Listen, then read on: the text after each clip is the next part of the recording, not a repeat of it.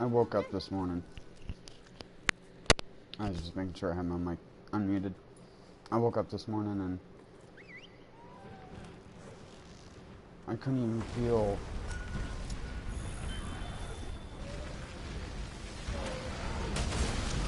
one of my arms because I had gone to sleep so bad. It took like a good 5-10 minutes for the prickles to go away afterwards. I really slept on it really good.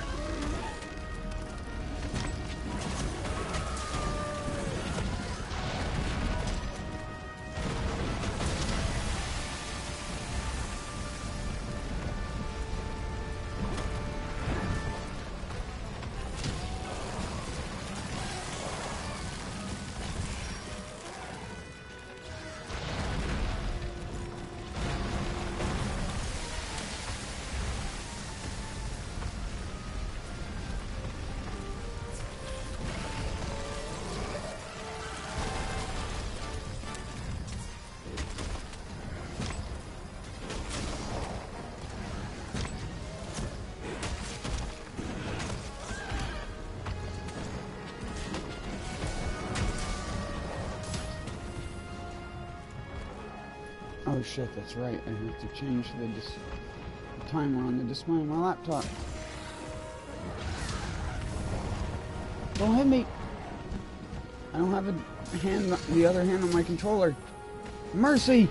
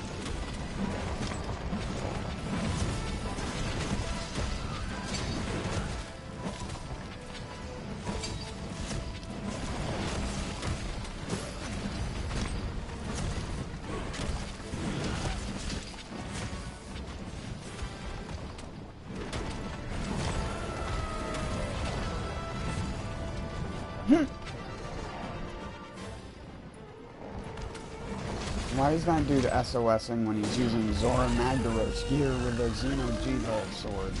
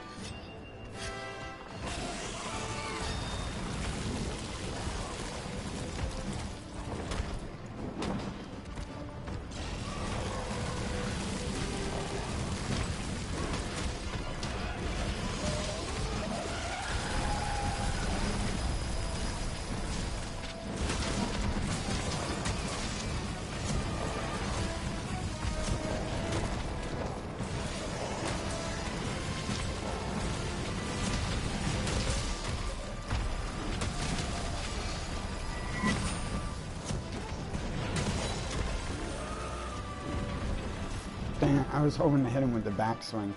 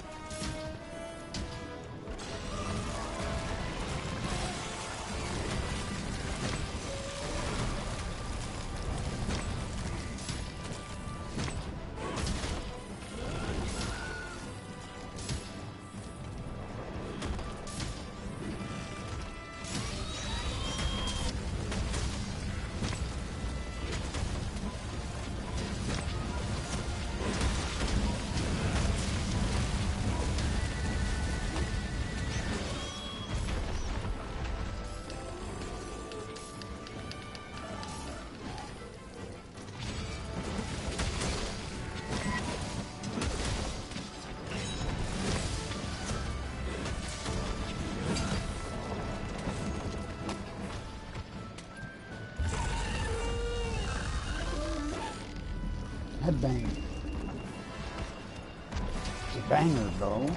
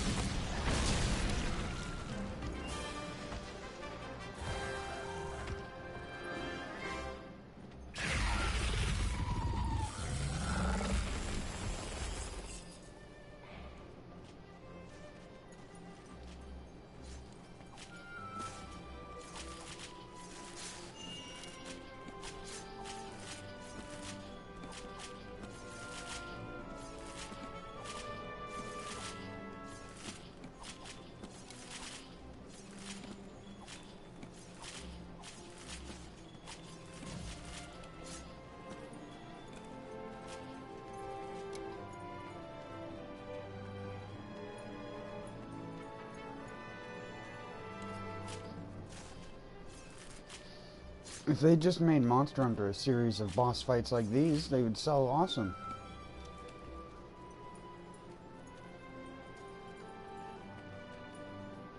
Just make every boss have its own arena. No, I'm kidding, of course.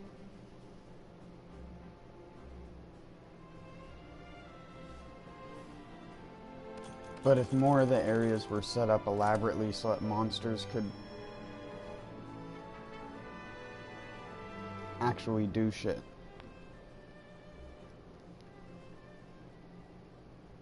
And you could actually get out of the way.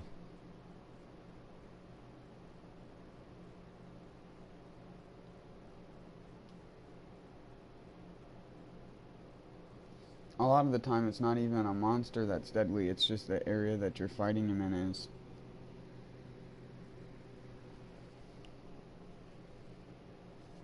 Because of the tiny areas, uneven terrain, and things like that, which influence the monster to do things which screw you over.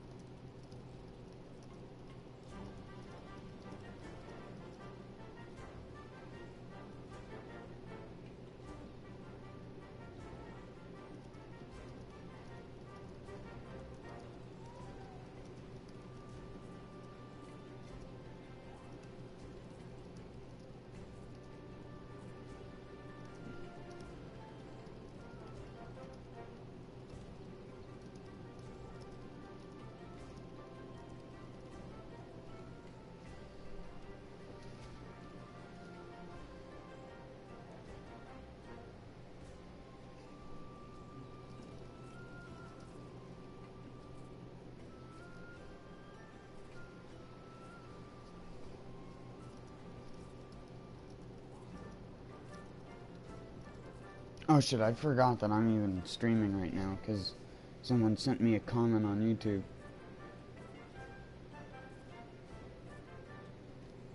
Holy shit, how long did that take me? I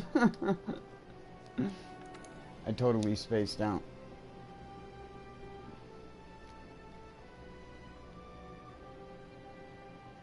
It's not like it matters, no one was watching anyways.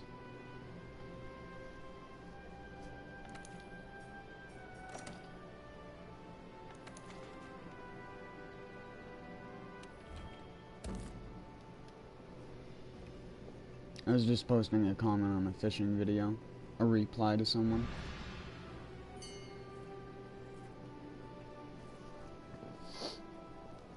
Some dude was trying to tell me that a bass is going to have a higher likelihood of dying than a panfish due to mishandling. And it's like, I'm sorry, but no. I've seen panfish get dropped on a rock and float to the surface before. I've seen bass missing eyes that were re-caught, mishandled just as poorly as they were the first time, and still survived to be re-caught again so that someone else could talk about the one-eyed fish that they caught that had no lip or whatever. I've seen it so many times. I've even caught fall fish with no lips and eyes, and they're supposed to be ridiculously, like if you fuck them up in any regard, they die. But when you fish in such public waters around here, where so many people use the same exact setup and so many people fish the same freaking way, you end up with... Also, why did I do Xenoduva again? I didn't even mean to, I just subconsciously clicked on it.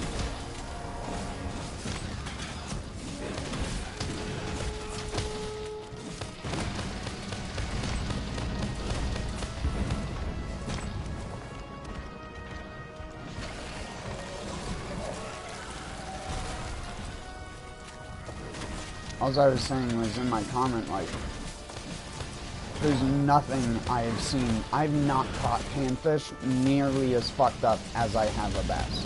Because if a panfish gets fucked up like that, it normally dies. Because they're, like, very heavily visual feeders. I mean, sure, they can use vibration and stuff like that to feed, but their primary source of food is, like, small insects and other things like that. Small minnows. You really need your sight to be able to eat that kind of stuff properly.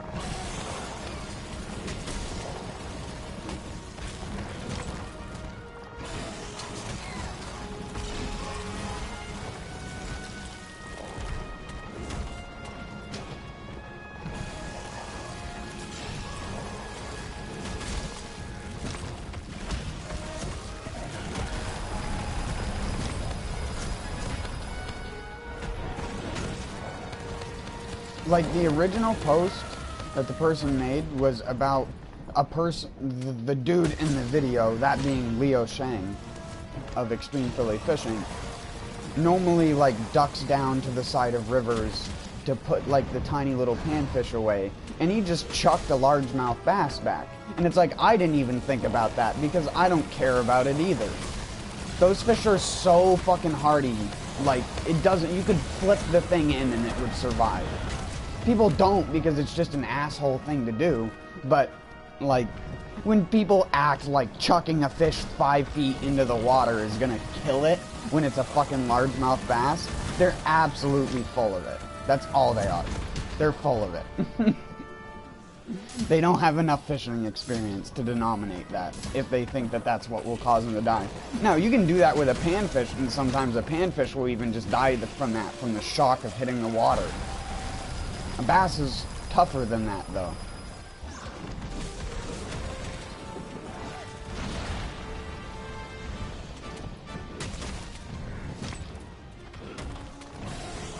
You're talking about a type of fish that, like, eats spiky things on a regular basis.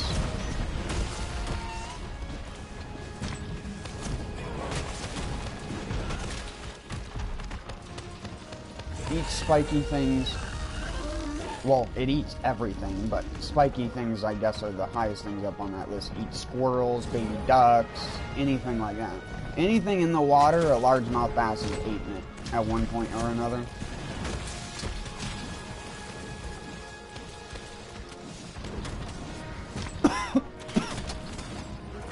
The only thing hardier than a largemouth bass is a catfish. Or some of those, like, weird rough fish that live in the, like, lagoons and stuff like that. But even then, those fish are, like, they're very, very environmentally reliant. You change the pH of their water and they all fucking float to the surface in a day or two. Because that's their entire ecosystem is based upon that weird lagoon-type water shit.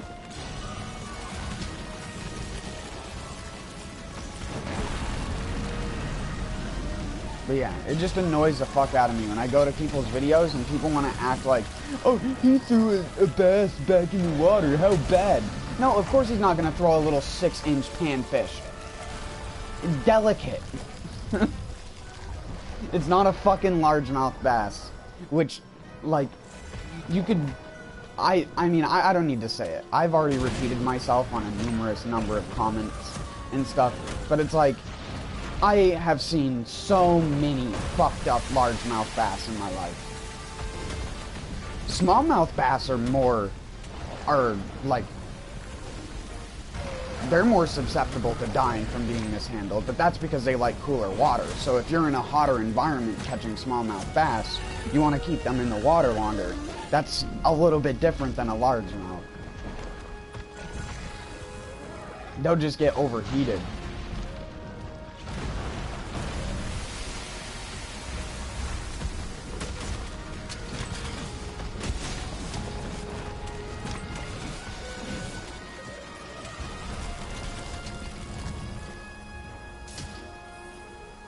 Then in places where you have both of those fish, you only have spotted bass as well, which is a cross between a smallmouth and a largemouth. Which are as hardy as largemouths, but have the more voracious appetite of a smallmouth. Which is why a lot of people love fishing for smallmouth, even if they have like bigger largemouth bass in their area, because a lot of people say that they fight harder.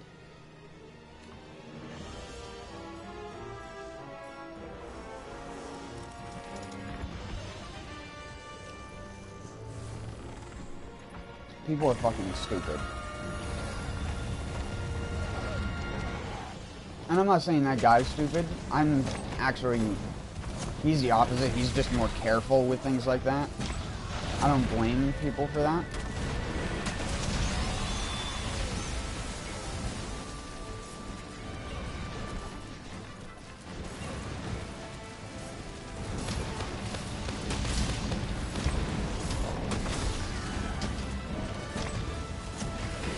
It's also like the amount of people who like will catch a fish, will gut hook it or something like that. Or again, they'll just drop it, mishandle it, keep it out of the water for a long time. That's, again, you don't want to chuck the fish back in when you're doing that, but I think that's pretty self-explanatory. If you've had the fish out of the water for less than fucking a minute, it doesn't matter.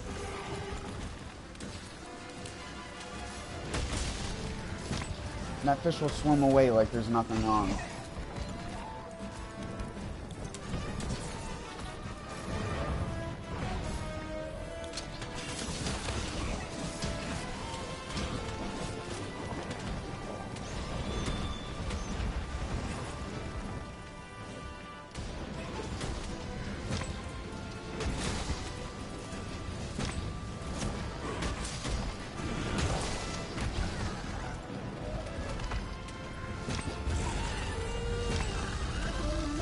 Again, I'm sorry for even doing that on stream. I totally forgot I was even streaming. I just woke up like 45 minutes ago, so you have to cut me a break.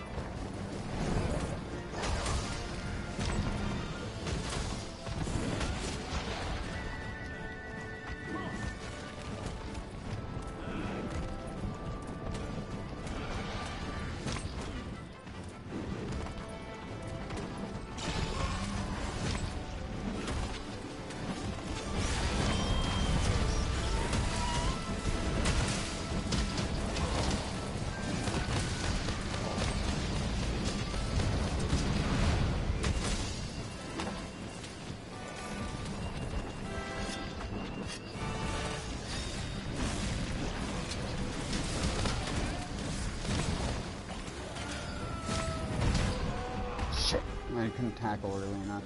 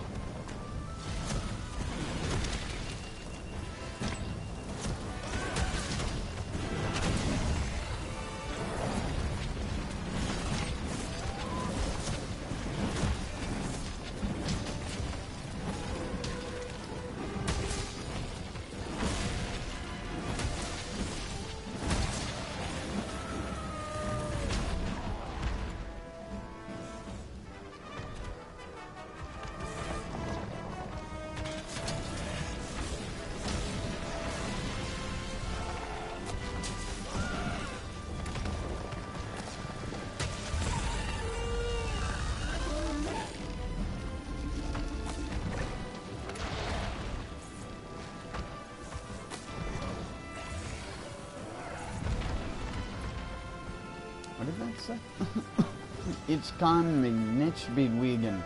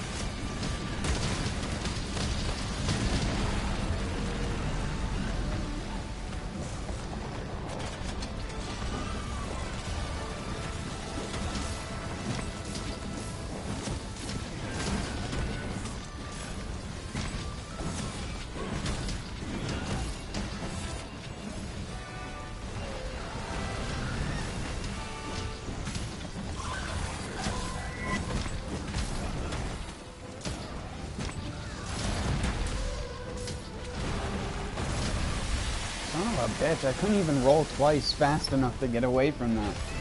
After I tackled.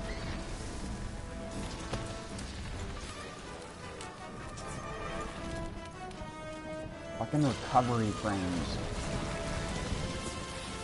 How about they actually add a recovery speed ability that actually is what you want recovery speed to be?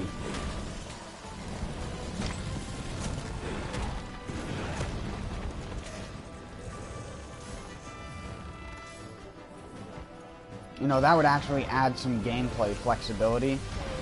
Outside of the dumbass bullshit skills they keep adding to this fucking game series that no one asked for. No one asked for shitty fucking... more shitty skills that no one's ever gonna use.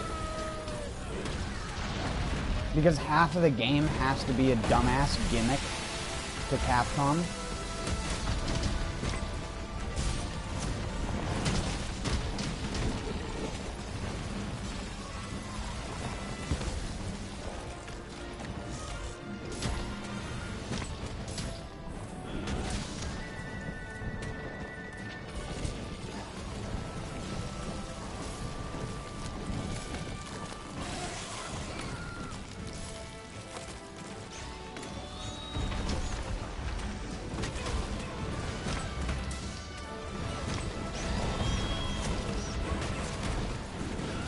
Oh my god, the flinch.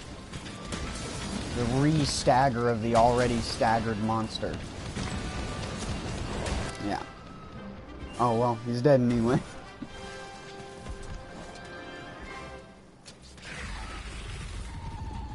I don't even need his parts, to be honest.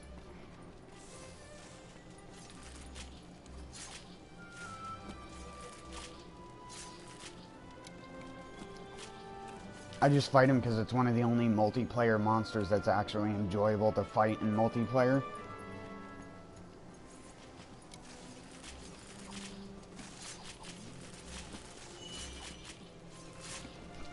It's one of the only fights in the game that actually feel like a Monster Hunter fight.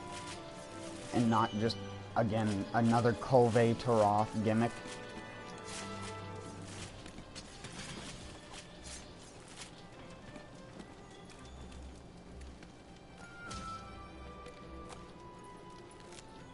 I still stand by my statement, too, that Devil Joe is way cooler of an enemy in the previous games, just because of the way that the games worked.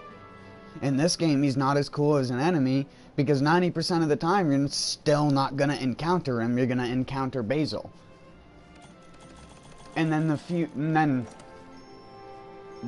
times that it's only a one monster investigation or a one monster quest, then you get both Basil and them, and then it's just you watching the movie of Basil and him fighting for like 30 seconds, and then they go their separate ways, and you never see that shit again for the rest of the entire fight. It's like, that... It's not a cool, like, invader monster. Honestly, I just got used to Basil being there and just accepted him being, like, the shitty high-rank monster that's everywhere. But Devil Joe, it just feels like I forget that he's even in the game half of the time. Because when he comes around, normally it's when the monster's dead and we're at the loading back to the main menu screen. Or not main menu, but loading back to the hub screen. And the only thing he's doing is roaring and then eating the dead corpse of the monster that you just killed and then walking away.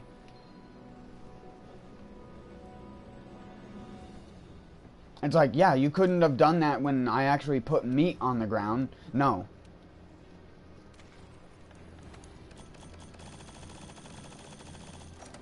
I loved before Devil Joe came out, everyone was like, maybe we'll finally have it used to me. No. No, we won't. You gotta remember, if Odogaron isn't gonna eat your meat, then pretty much nothing is gonna eat your meat. Because that dog is supposedly supposed to be programmed to eat the little meat chunk that he carries around in his mouth. Although, the selective amount of times that you'll even see that happen, if you do, is only if you let the fight run on for 15 or more minutes longer, it seems. In any other situation, you kill him, A, before he gets so exhausted that he needs to eat, B, interrupt him during that animation where he's exhausted and goes to eat something so he doesn't eat it anyways, or 3, he's back at his base so he doesn't eat it even though the Legiana corpse is there, or whatever. And it's like, you can't add this like fucking... It's like the equivalent of having 15 blankets on your bed. In order to actually lay on your bed, you have to like rip these fucking magnetic sheets off of it just to get to the thing that you want to lay on.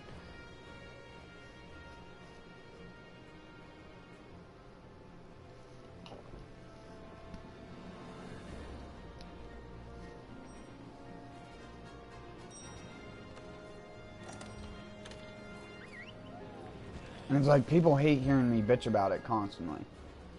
But no one else is bitching about it. Someone has to.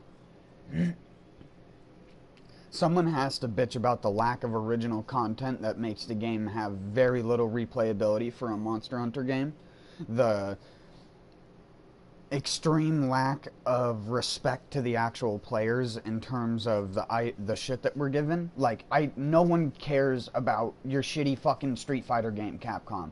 If people cared about Street Fighter, people would have bought Street Fighter. Don't put it in your other fucking game, because people still won't care about it.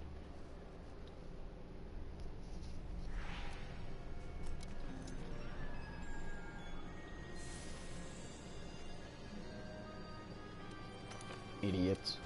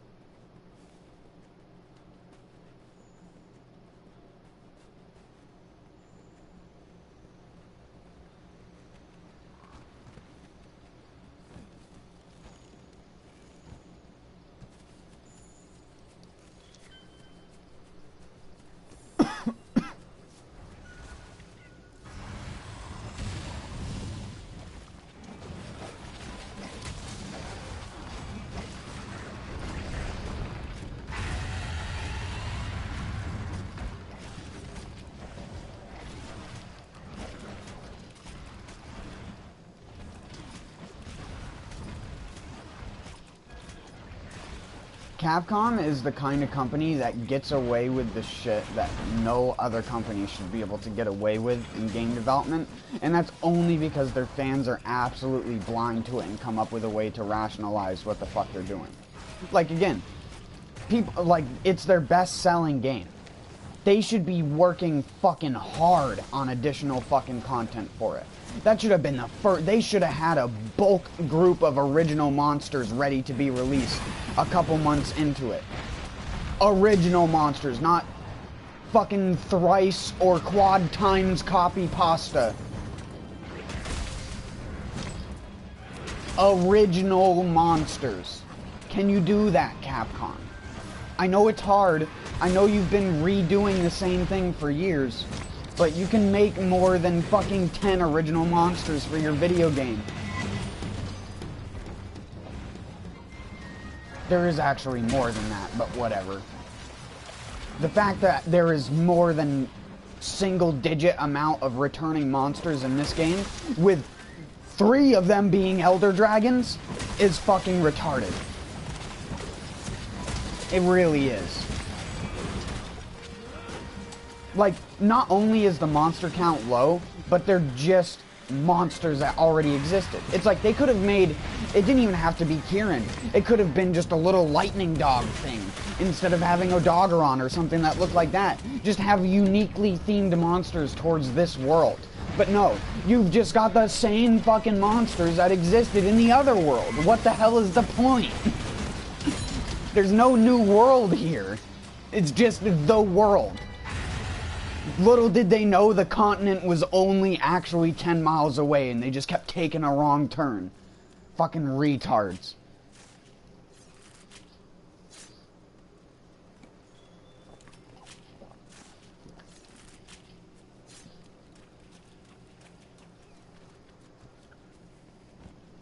What a damn joke.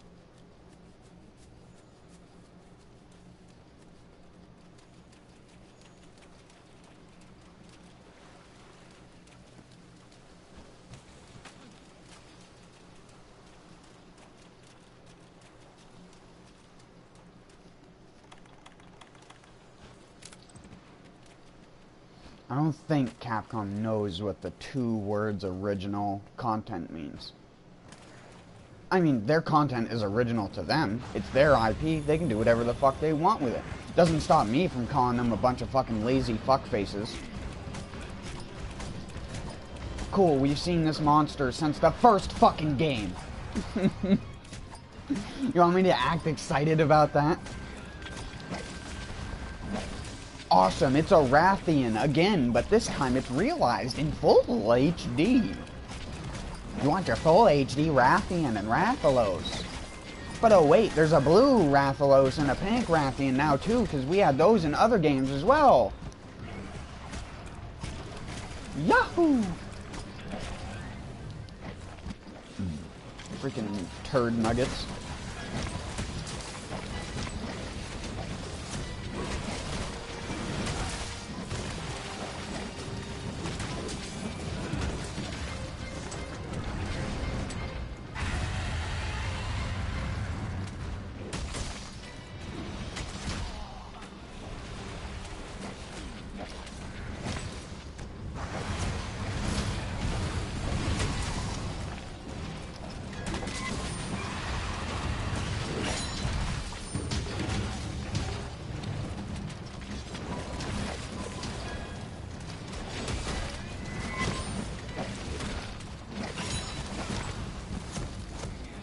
Not only that, this monster is actually easier in this game. In the older games, Rathians and Rathalos would go into this, like, phase where they would just swing their tail and shit around in a circle like 7 to 8 plus times in a row. And you just couldn't attack it while it was doing that. You just had to wait.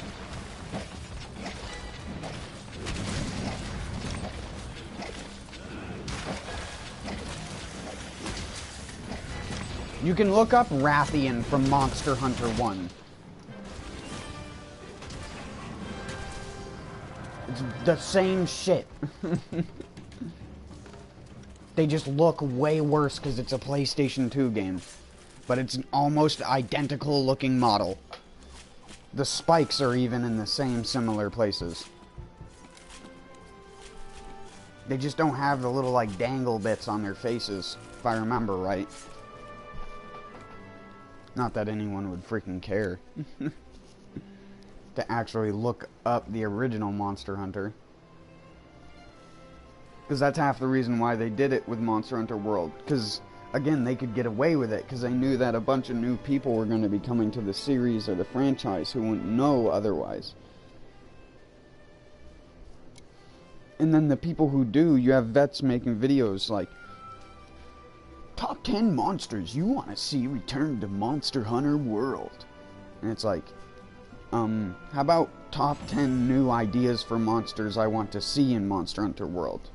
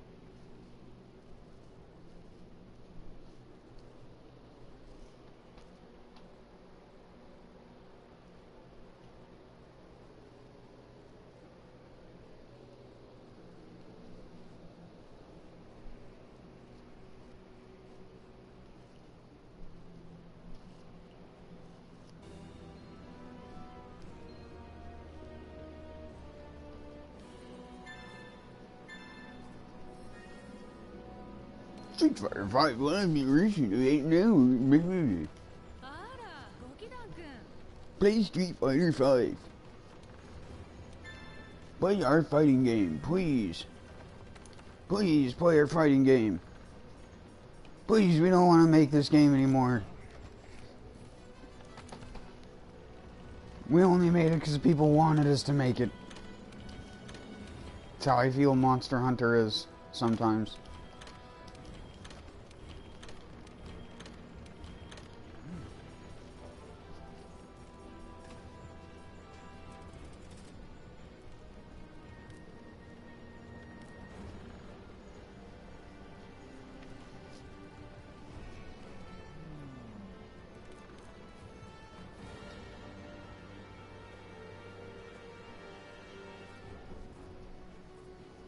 You know, I already know where my irritability is coming from, so I'm gonna solve it ahead of time before I get too far into my stream, since I already started out my stream by being a complete fucking idiot. I can't believe I did that. I'm still just thinking back on it, like, how fucking tired was I? And oh my god, I hate this fucking hat.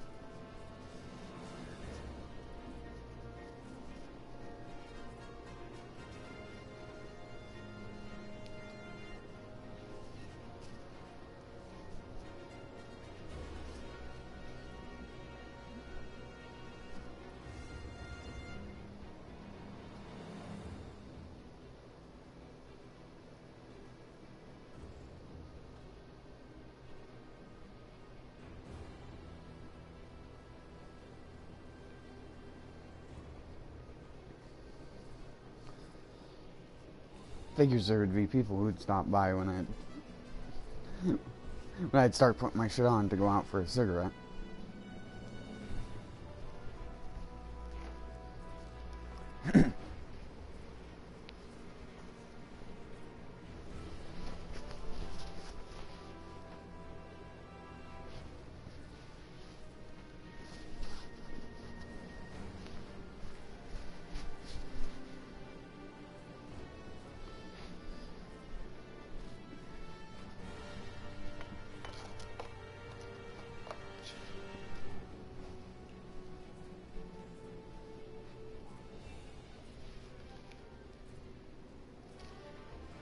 There they are. My bad.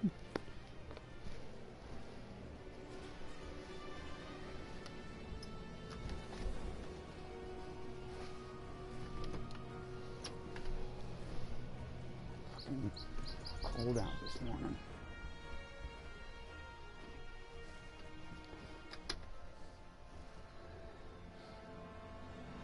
Piney as well.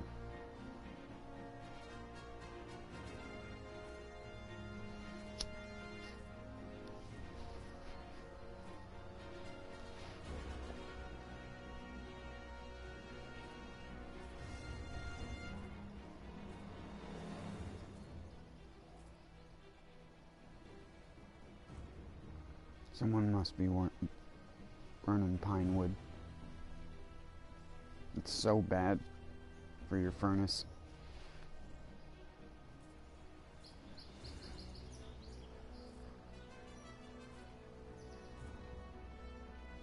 A wood stove, but they use it as a furnace.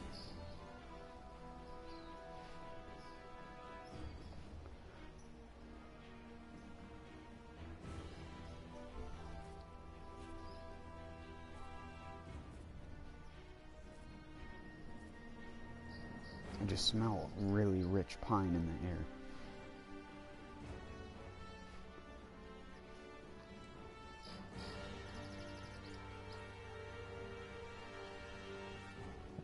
Though I don't know if that's like a sign I'm about to just randomly fall over and die or something like that.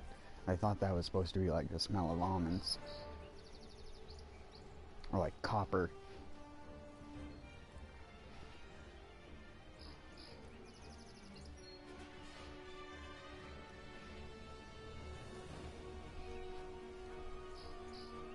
Am I dead?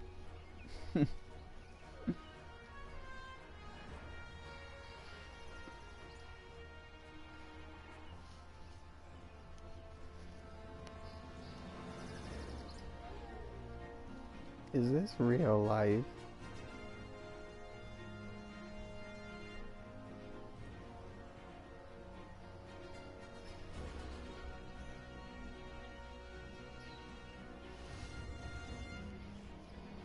That spider's nest got completely fucked up by that stupid cotton tree thing. It's not actually a cotton tree, but I don't even know what kind of tree it is. Normally I know my ecology very well, but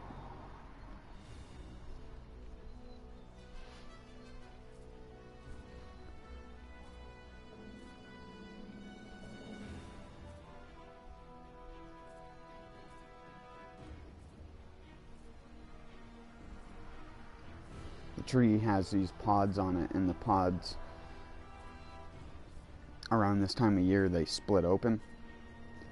And when the pods split open, they have like these little fronds, like hair things, that just fly out in the wind. Yesterday, it looked like it was snowing out midday. Like you could see the shadow of what looked like snowflakes.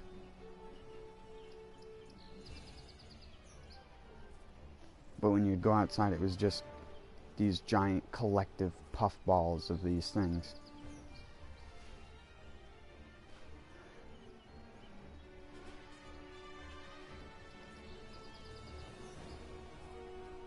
In my neighbor's yard, where the tree actually is, the road and everything looks like someone took like a pillow and just sneezed every ounce of it all over his yard. Like it's everywhere. It's in the screens of his house. It's on all the buildings because it rained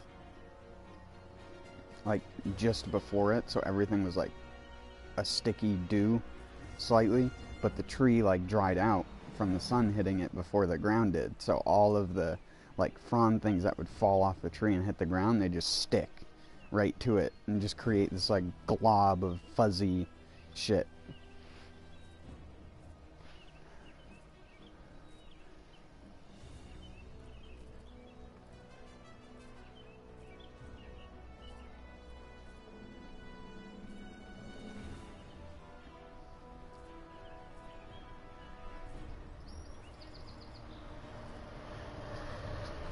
if someone wasn't lazy, you could totally use the fibers to make stuff out of.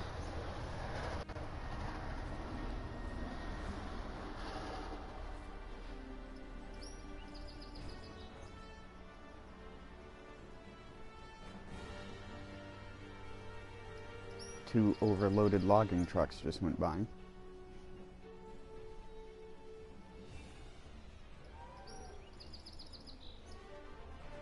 We're driving at night, so the concrete's cold.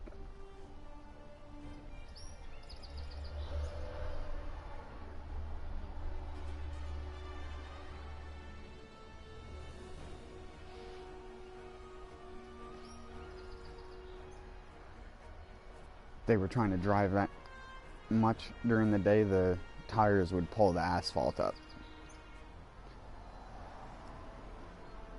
It's what happens a lot up here on the northeast, in on the highways and stuff like that.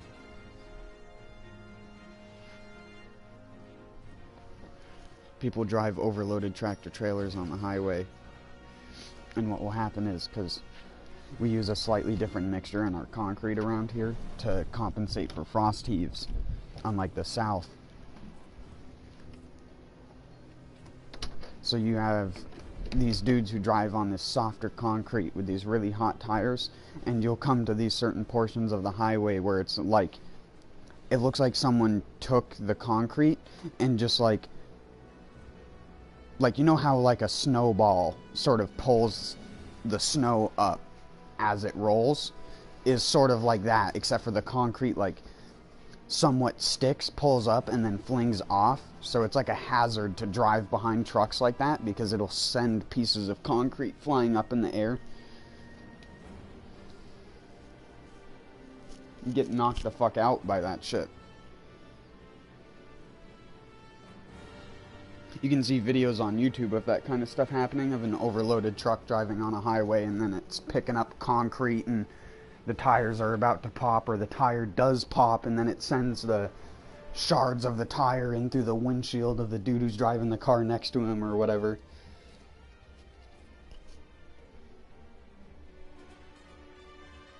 You see it a lot more, obviously, on like Russian dash cams, because they have dash cams installed in their cars regularly.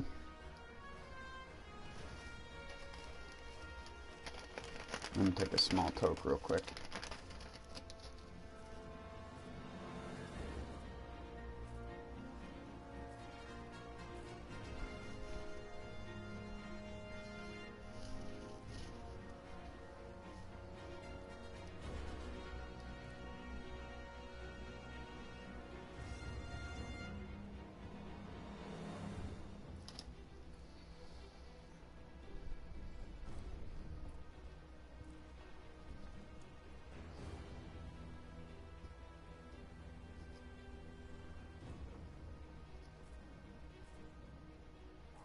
There's also a lot of limestone ledges that line the highways up here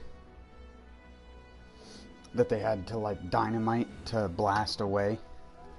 So a lot of the ledges are like very uneven. So you'll come to certain portions of the road where there are signs that are literally just like, watch for falling boulders.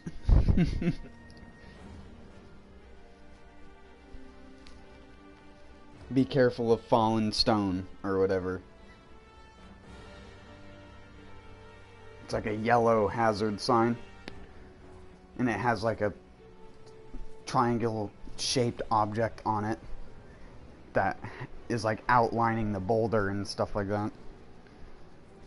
It's not a very commonly seen hazard sign, because people have driven on the highways up here in the middle of the night, and if you're going 65 miles an hour, you're not going to be able to react to a boulder that has fallen on the middle of the highway, because it fell off the side of the limestone and it like exploded when it hit the ground, so it sent shards of it all over the road. And you hit that shit in your car going 65, and your car goes and you spin out. Because it's not even that you like hit the boulder and stop dead and then like half the car is like mangled. It's you hit a slight increase where the stone is like broken and covered it up, because it like shards into these tiny bits, and it just destroys the underside of your car or pops your tires, causing you to spin out.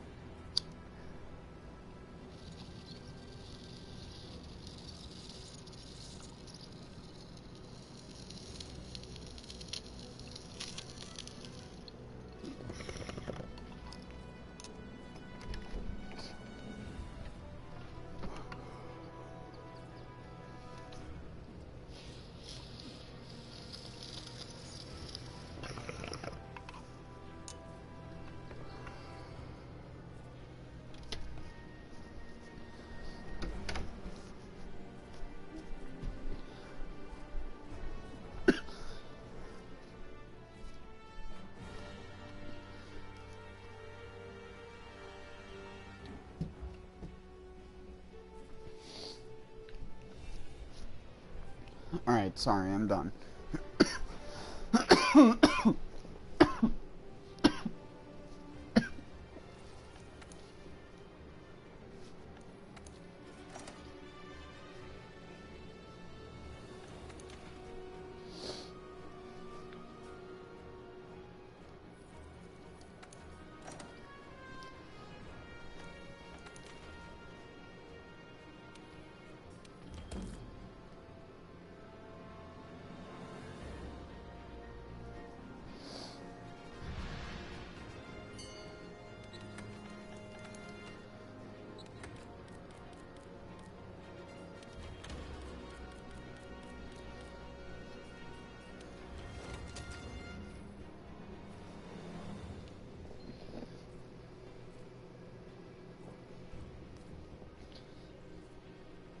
I can help you, man.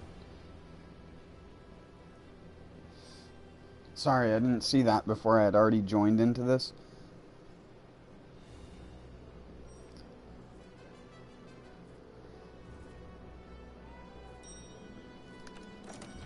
It's only a 15-minute investigation, so it won't be very long. Although I can probably give you advice as to how to just do stuff by yourself. Not that that is something that you'd want to do. Just in case you wanted to learn how to use any of the weapons better.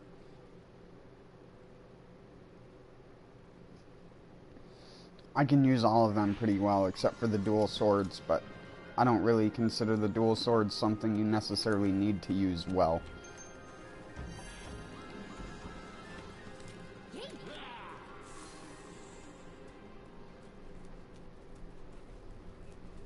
Run up to enemy, hit buttons, dance around them.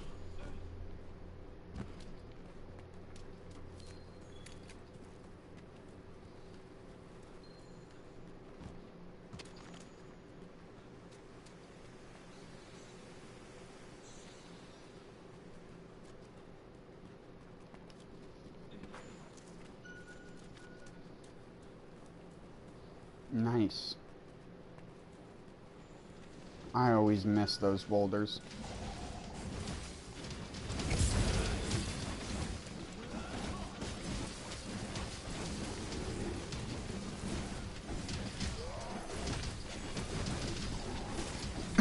Being stunlocked by my teammate.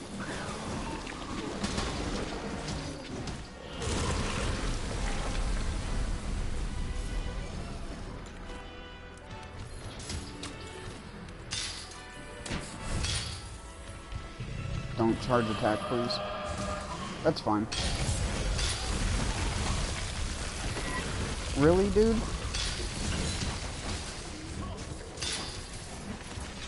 That attack is so easy to avoid.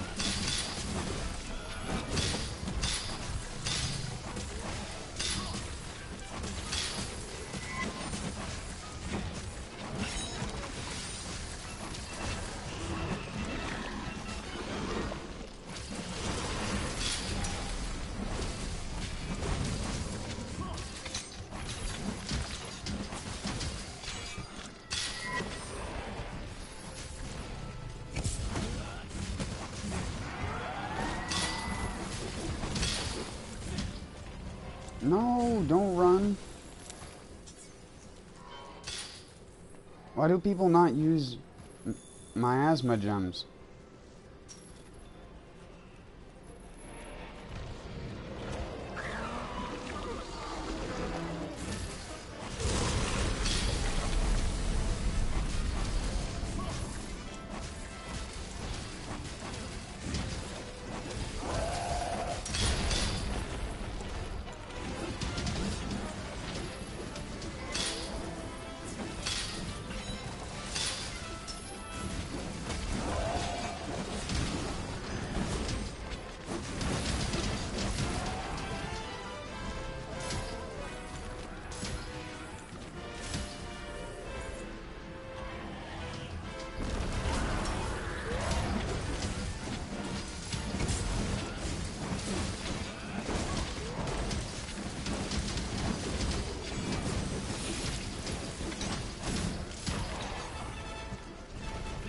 You noobs really need to heal.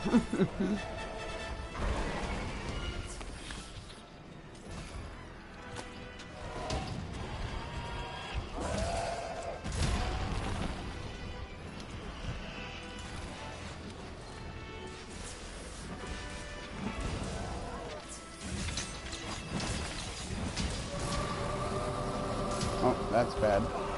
Oh, I didn't get hit. I don't know how.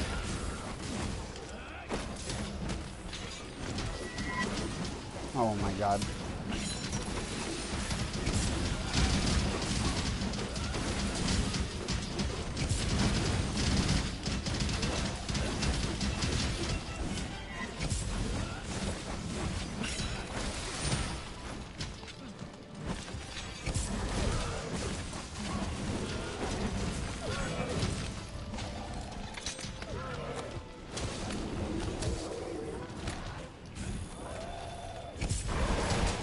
Damn it. I should have seen that coming.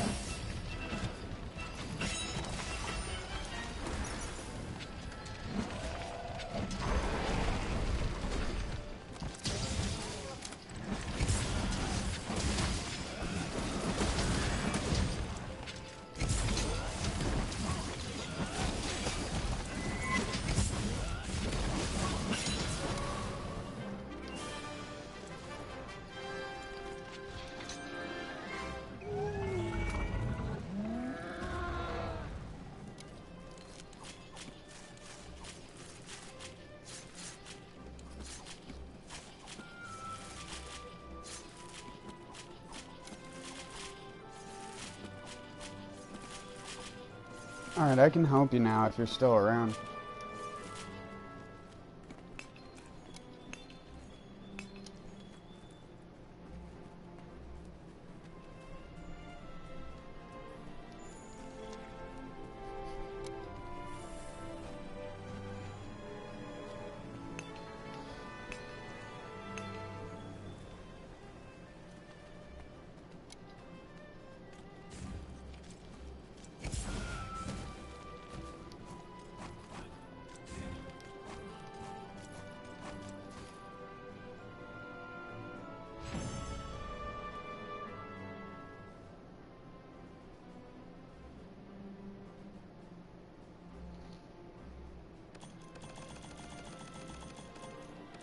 Double gleaming streamstone.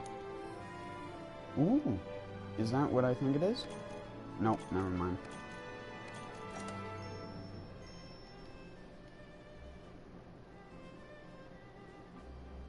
I was hoping one of them was an Ironwall gem.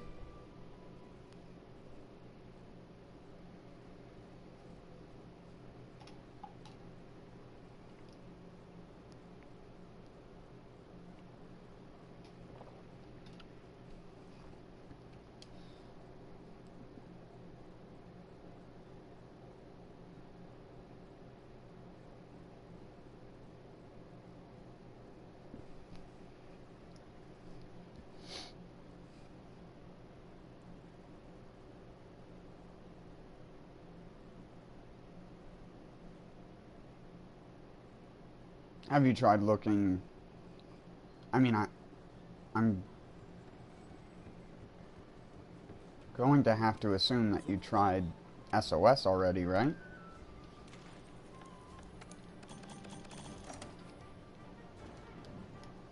But, join my session if you can.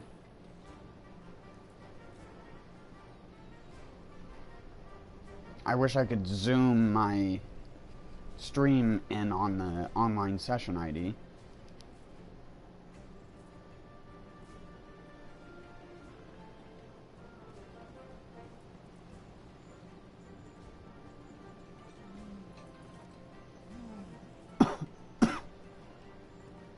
You can either join through that or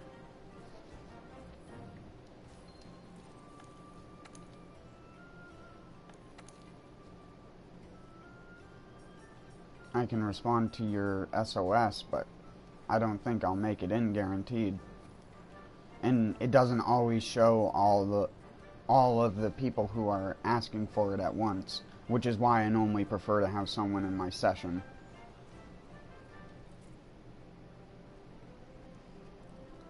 I mean, it's harder for me to join yours because I can't see your screen.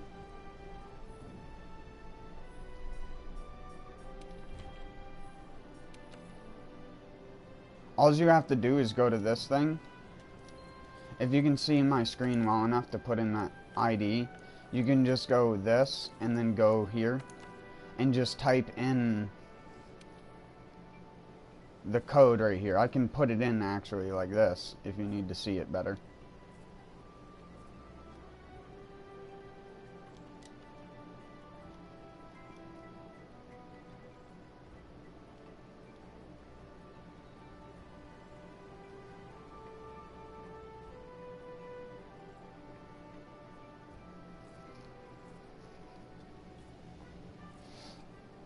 I don't know if that helps you see it any better.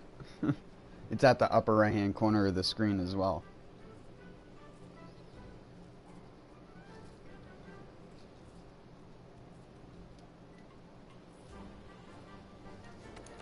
Oh shit, I should have probably left that there.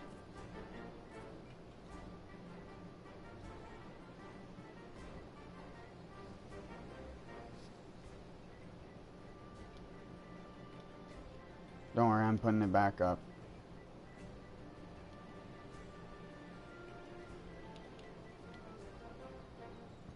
There you go.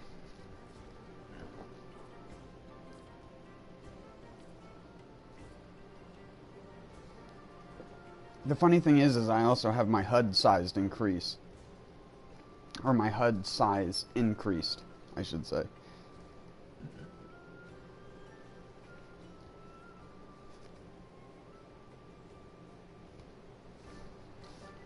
Go to the quest board and go to search for an online session and go search via session ID.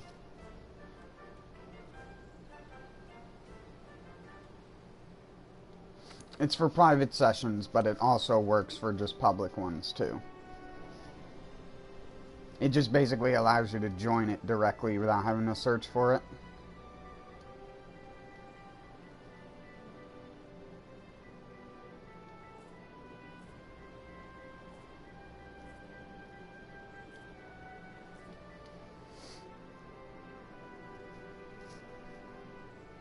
And then you would hit done and click confirm to join it.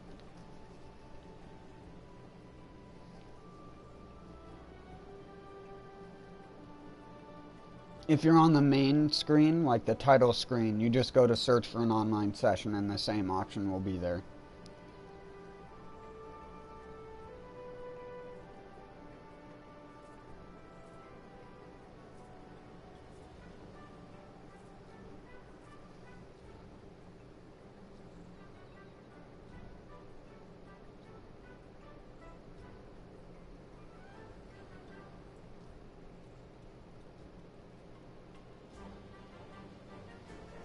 But to be honest, like I was saying, man, a lot of this game is just more so learning how to do it now that, I mean, in the previous games, you always wanted people in multiplayer.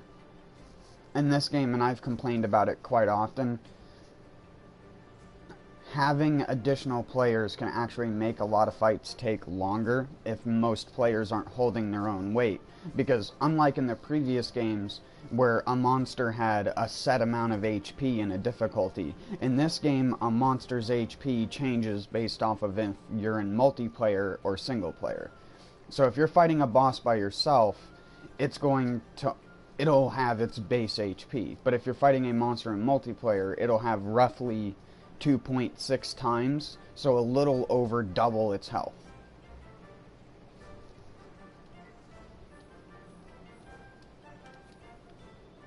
Oh, yeah. There you go. Here, I just wanted to...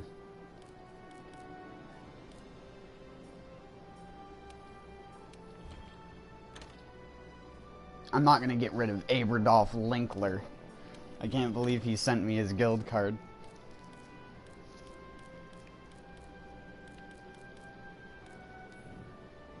It's one of the best guild cards I've ever gotten.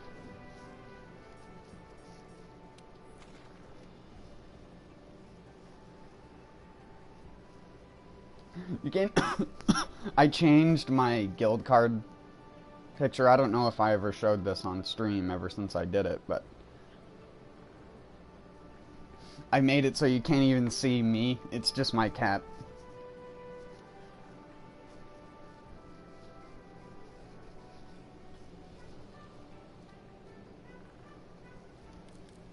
But here you can see, I guess you would say, my weapon proficiency.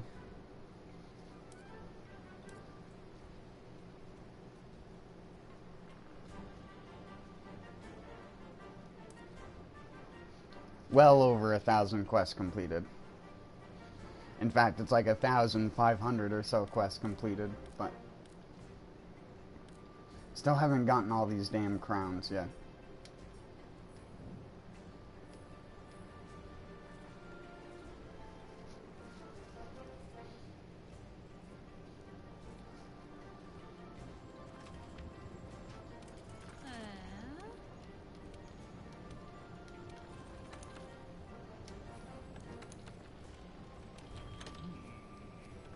Just post a quest, dude, and I can just join it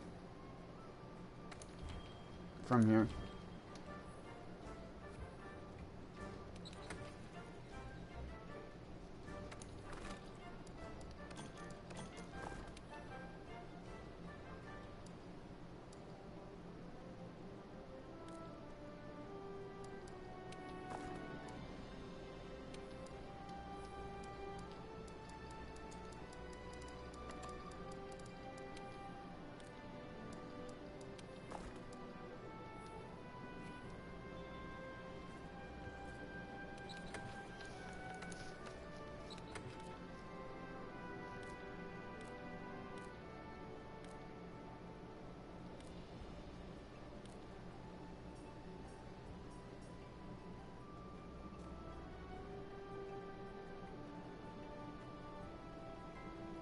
Oh, so I did already save that?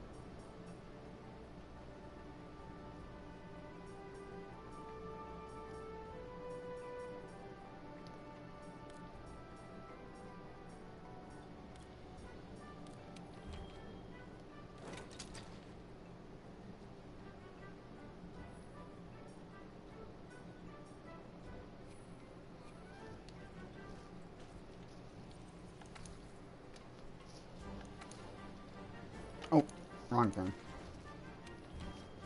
Oh, you have to watch the cutscenes first, dude.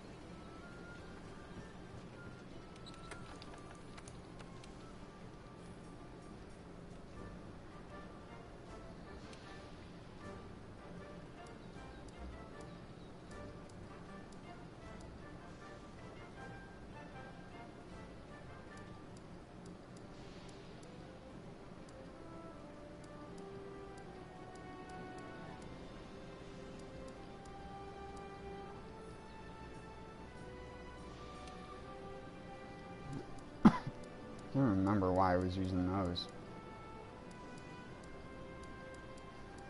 Oh yeah, that's right. They're the only ones with a 2 slot.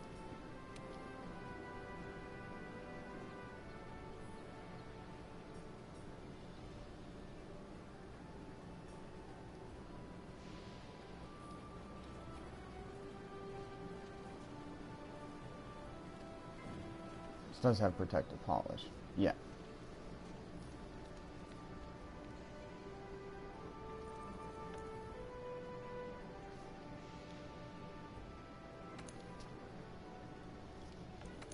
Yeah, I'd show you where you start the cutscene on the map, but I can't really go there otherwise.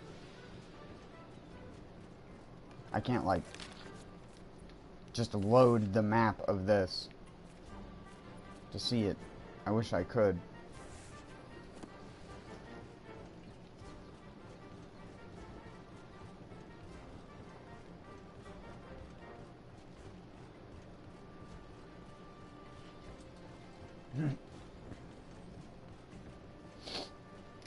Alright, I can sort of do it. Hold on.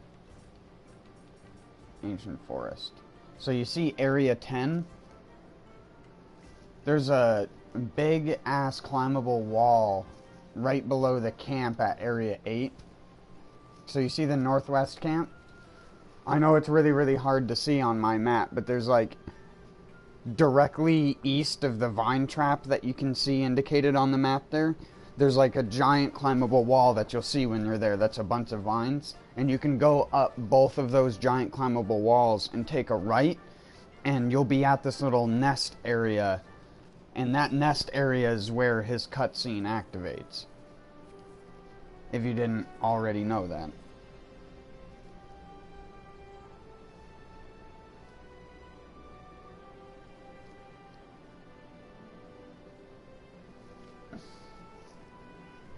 Alright.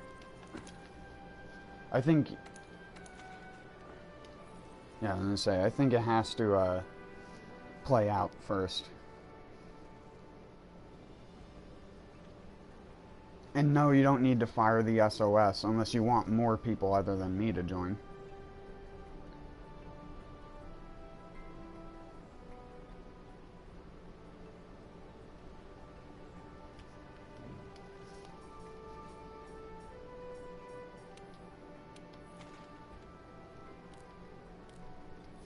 That's the wrong thing. I just wanted to see. Show you. See?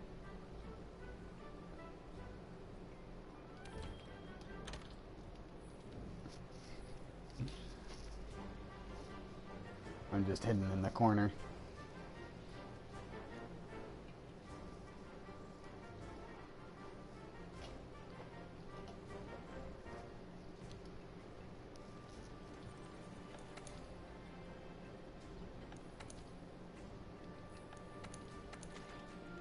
There we go.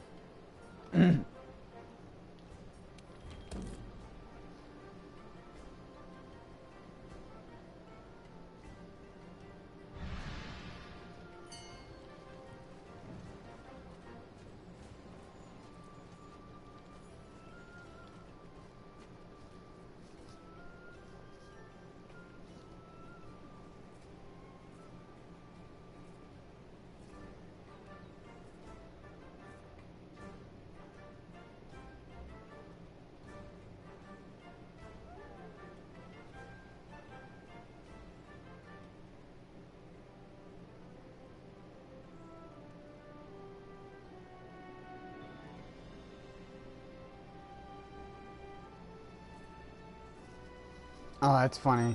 Because now that there's one other person in this session, it's going to start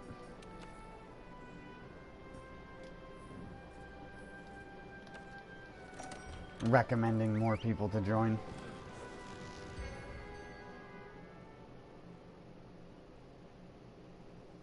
Well, not recommending, but when they go to matchmake, it's going to have a higher chance of putting them in this.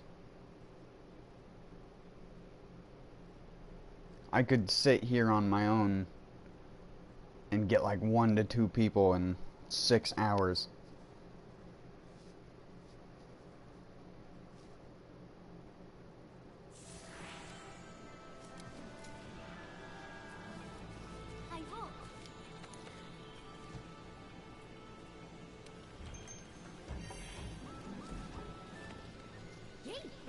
Japanese handler.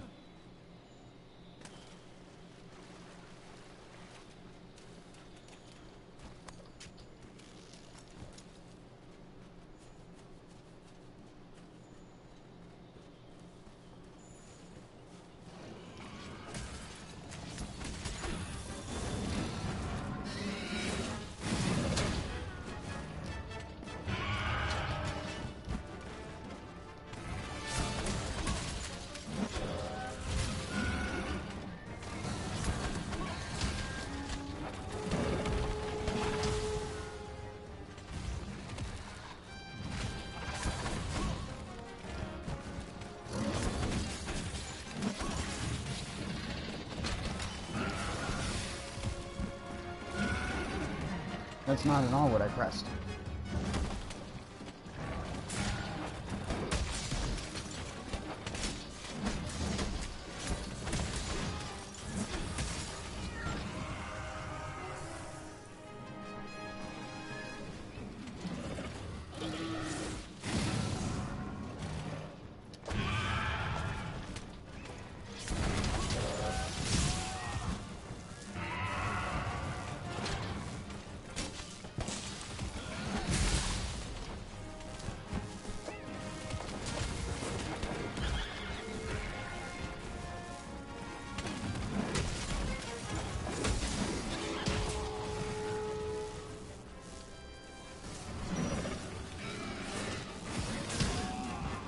It's me for such baby damage.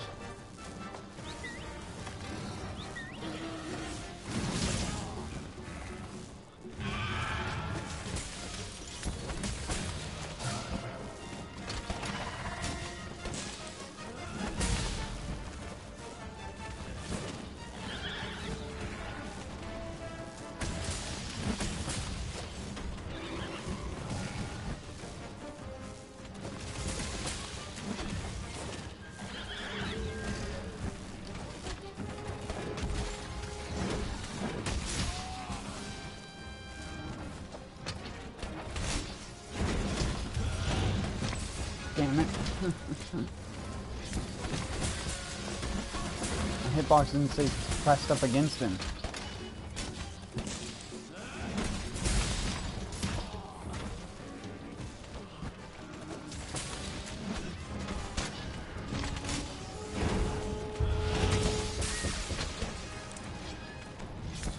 Wow, those things are still spaced so far apart.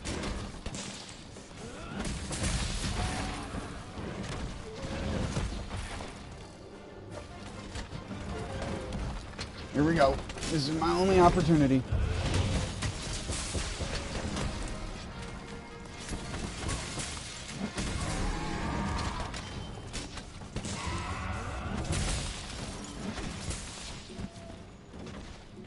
Get another one.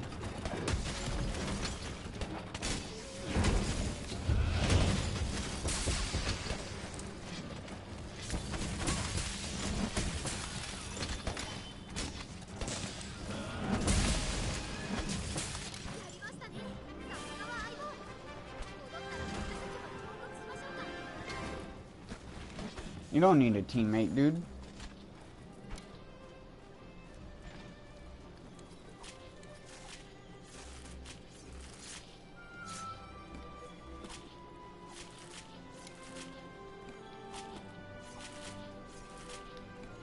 The game's easier when you're by yourself.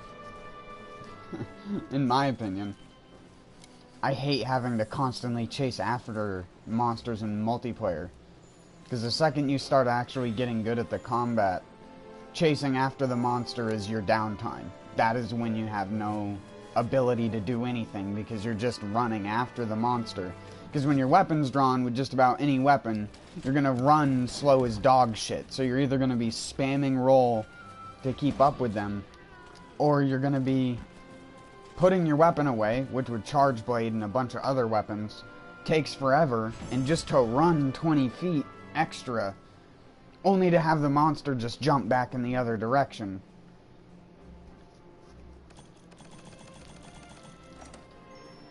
At least when you're by yourself, you know that it's only ever going to hit you or your cat.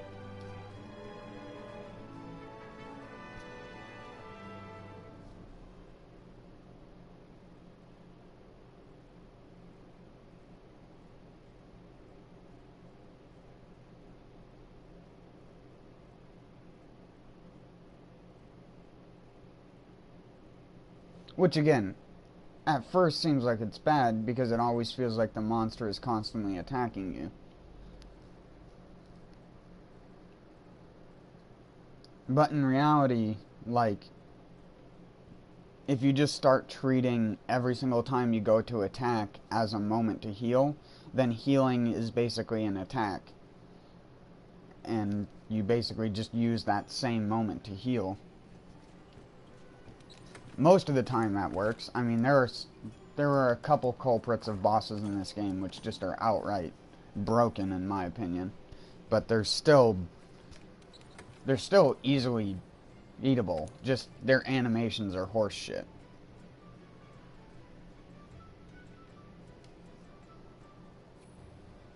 I mean, everyone's first starter weapon is either always this, or, I mean, it's the longsword normally. It's either the longsword, or I found a lot of people try the greatsword. Sometimes the hammer. The least used beginner weapon is actually the weapon that most beginners should be using, and that's the sword and shield.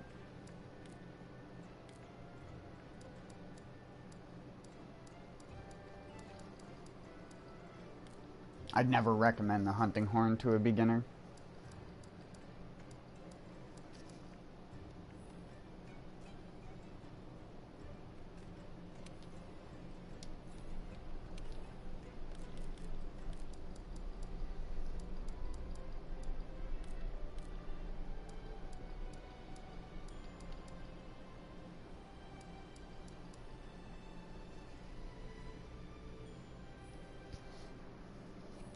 I mean, really, if you get enough resources from anything, you'll have enough to go down and choose a couple different ones. Because you'll have a ore choice and a bone choice.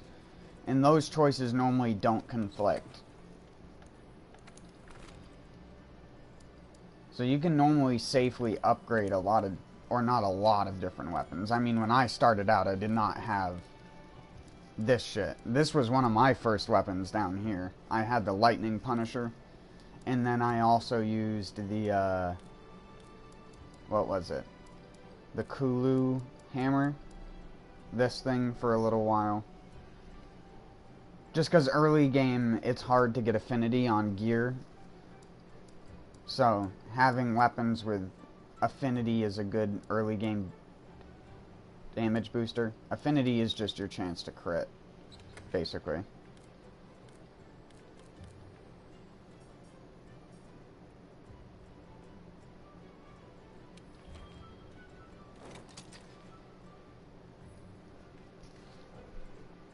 The best noob weapon, honestly, is just the longsword. But the longsword itself also has a couple things that can make you really good with it. Charge Blade and a bunch of the other ones always seem like they're really good on paper, but in actuality, they're not even close to being one of the top tier weapons in the game. It's a great weapon, and it looks great when you use it properly. But that doesn't stop the fact you have to do prerequisite bullshit before you can even do your maximum damage. Which isn't the case with... And I mean, the longsword, you could say the same, but the longsword's prerequisite bullshit doesn't take as long once you get good at it. And that's why longsword speed kills are normally slightly faster in this game than charge blades. But, of course, it always depends on the user.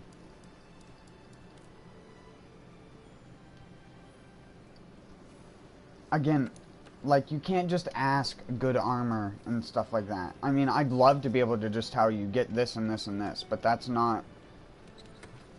Monster Hunter is about the effects you like, and I'm not gonna tell you to get specific armor because that's not how the game works. If you're not familiar with playing RPGs, then let this be the first RPG where you actually, like, this game is all about pick and choose. The only things that are going to matter are things that are going to matter for later game fights, and they're only if you want defense, not offense. Offense is very obvious. But like I said, you're not going to find a lot of these armor pieces like this. You're going to find more stuff like this early on, because that's like a low rank armor piece. This is like a low rank armor piece. But it depends on what you're using. I can't tell you to just get the same thing that I had because I was using a hunting horn when I bought that piece of gear. Because I had like 3 or 4 different... I was upgrading all the different weapons in the weapon types because it gives you one ore weapon of every single type when you start the game.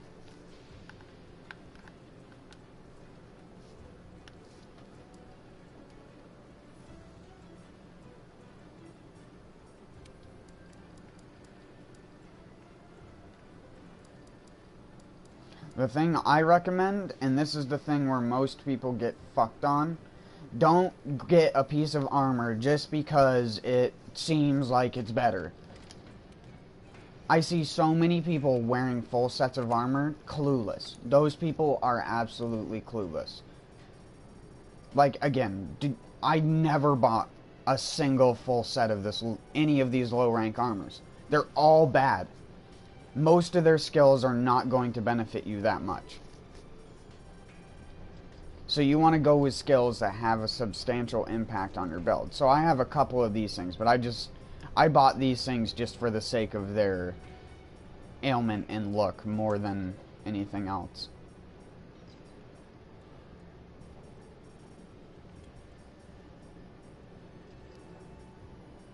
But it's low rank stuff. Low rank stuff doesn't matter. You don't want to be in low rank. Because once you get back to high rank, you're going to be given double the armor sets to work with. Well, really, I say double. You're still just going to be picking one of them because most of the time the beta is better. So, it's all about the effects you want. Because there's so much useless armor that just has garbage effects. Like, you're never going to use any of these. Outside of if you want fashion. Now, I used this, but you can still, like, use this one if you don't get an attack gem. But you get an attack gem by default once you get to high rank. So don't meld it. Don't meld that gem, whatever you do. Because attack gems are incredibly rare. If you're using longsword, then things like affinity sliding or anything like that will give you a substantial boost to something. But you can also get other things. I just didn't. I got one piece of armor and upgraded it because it didn't have that weak of stats on it. Like, it's 4 versus fire and 0 and everything else. In early game, I think that matters more than anything else.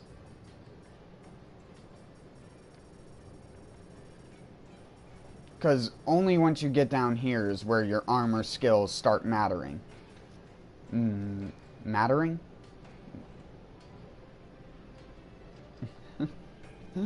Sounded so weird.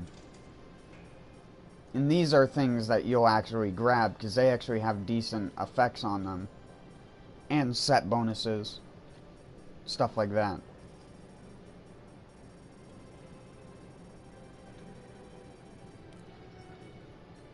Again, I don't like to tell people to grab specific things. Because they may not benefit the way that you want to play. What do you find most annoying about Monster Hunter? That's normally what you pick your gear around. And if you can deal with all the annoying things, then pick gear that's based around attack or auxiliary effects.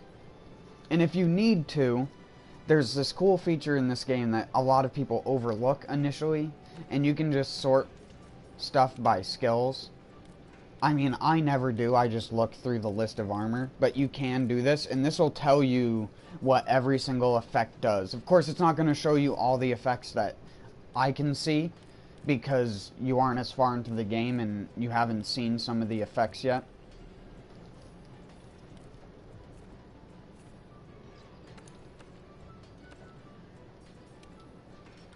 Yeah, there's 8 pages of effects. This is what I was saying by how low rank gear doesn't have... Because you can see it even by the sorting menu, because the sorting menu for high rank has 3 additional pages of effects. Or 2 additional pages, sorry. That you can't get access to in low rank from any piece of armor. So again, just pick stuff that you like, that benefits you as a player. Don't be one of those guys wearing 5 pieces of Anjanath gear because you saw someone in a video doing it or saw another person doing it. That is absolutely terrible. Now, you can do it for fashion all you want. I mean, that's why I bought the Gyros armor, because it just looks cool.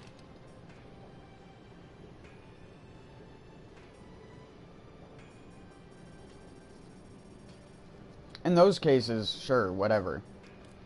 But don't go into, like, someone's tempered investigation where they're, like, trying to get jewels like I just was when you joined my stream,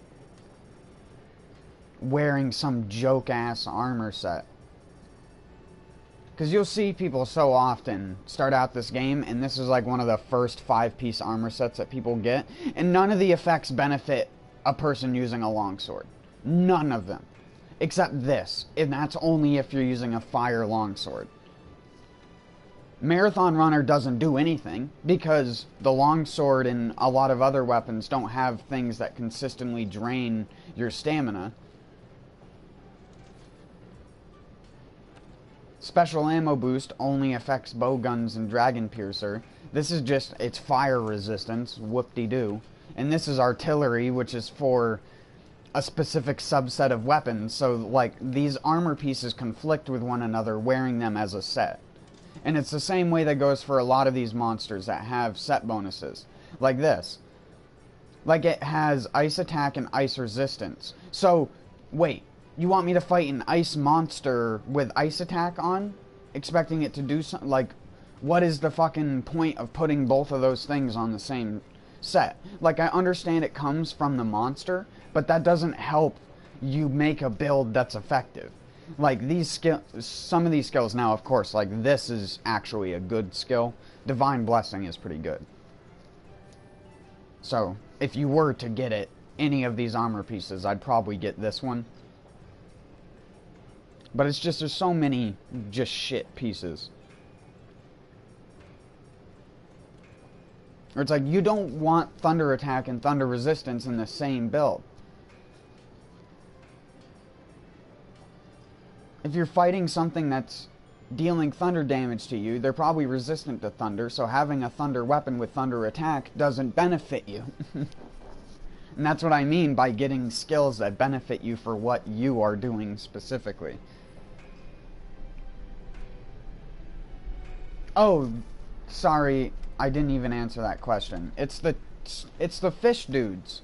The small fish dudes that are by the bigger fish dude. I don't know how to pronounce them. The Gajau? Or Gaja? Those things.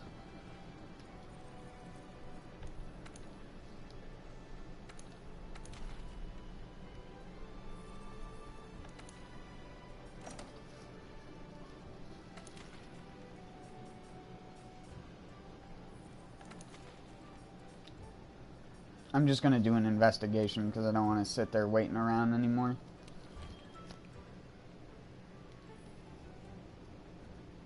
Did you want to try them by yourself, or did you want me to help?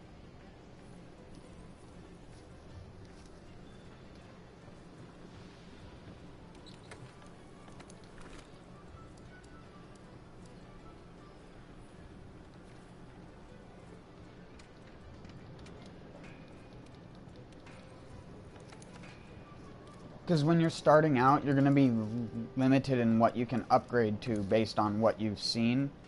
So, like, you're only going to be able to see, like, these first couple monsters. This is what you're, like, seeing. Once you kill Anjanath, you'll be able to see this. But yeah, this is pretty much what you're dealing with right now.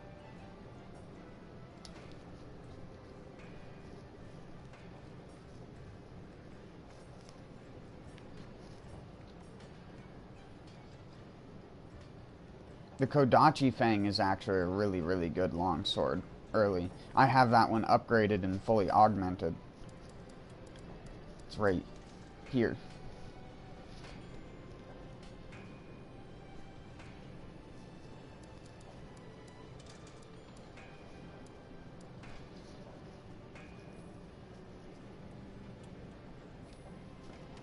Well, thanks, even though half of the time when I'm streaming, I'm just sitting here raging anyways.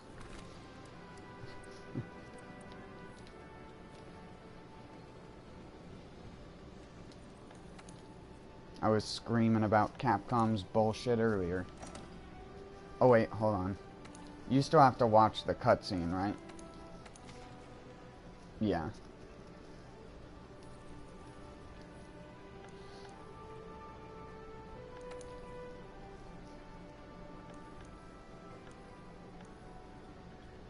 Where does that cutscene even start? I can't even remember.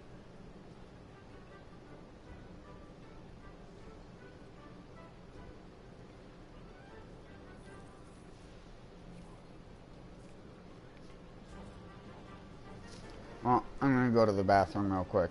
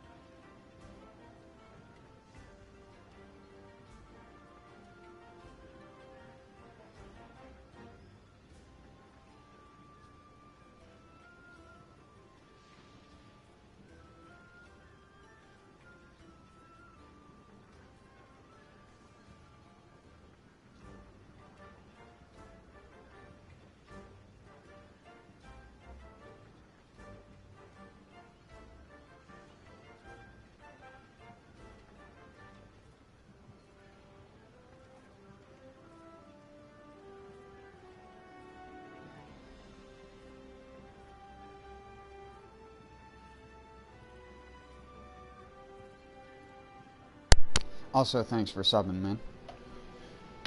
I don't know if I already said that. Oh yeah, I made the stupid comment about me being a rager.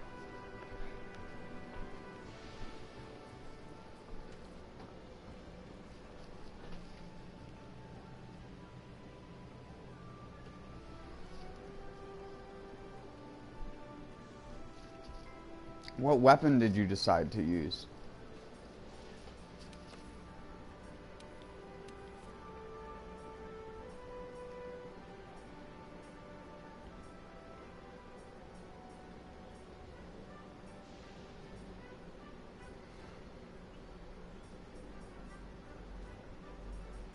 Oh, you really need to get rid of those, boy. Also, have you been doing bounties?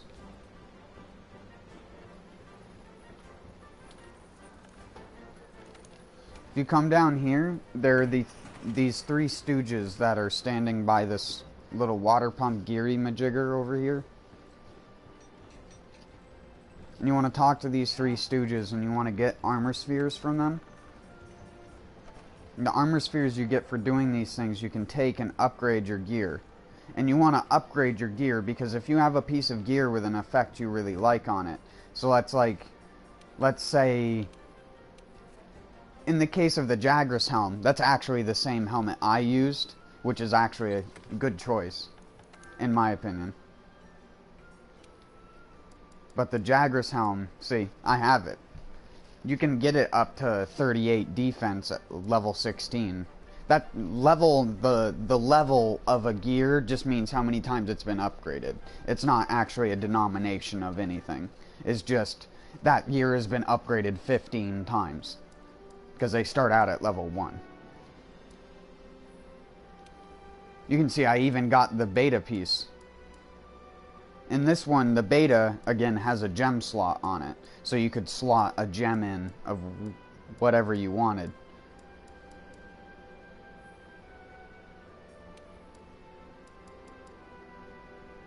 I'd recommend the bone mail chest piece.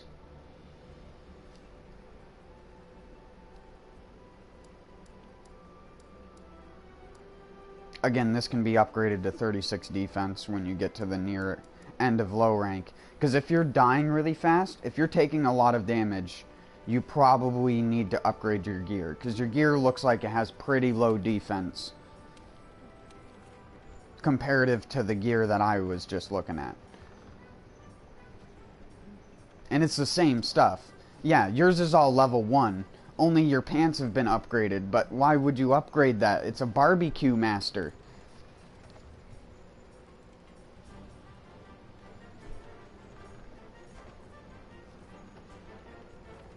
You got the Kestodon gloves, though. That's good. It's one of the only ways to get that much affinity early on in the game.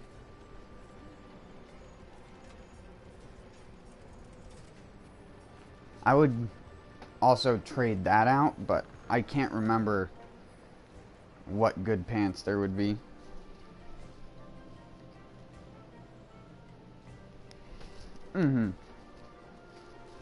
No, I'll accept it later. I just didn't want to make the stream thing pop up blue for a second, because sometimes it can make my internet lag.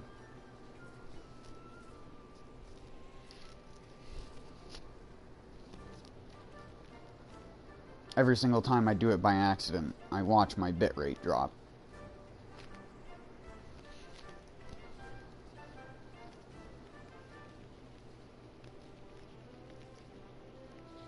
But I will accept it.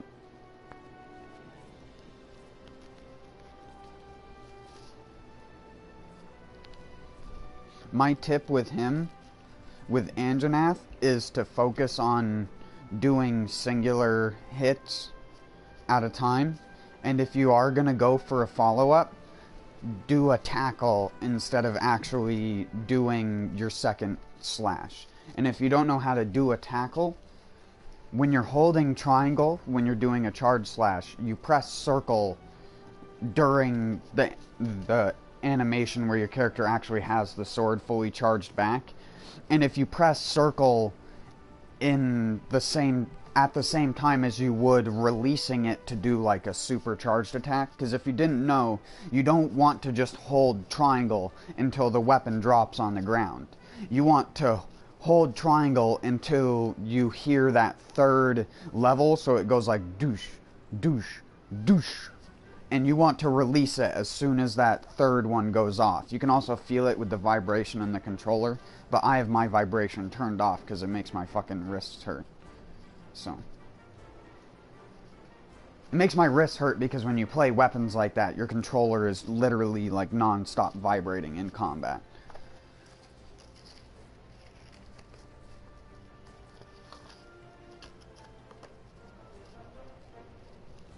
Tackling is an important thing to learn. It's not something you need to do all the time because it will actually cause you to take more damage than it's worth. So do take note of that. But the thing that tackle does do is it does work with one of the armor pieces that you have equipped, the stamina thief one. Because the tackle, and the same thing with the side blow, the thing where he like slaps him with the front end of the sword, that attack, they do impact damage. Basically counting as if the weapon is a blunt weapon. Your body is a blunt weapon, I guess you would say.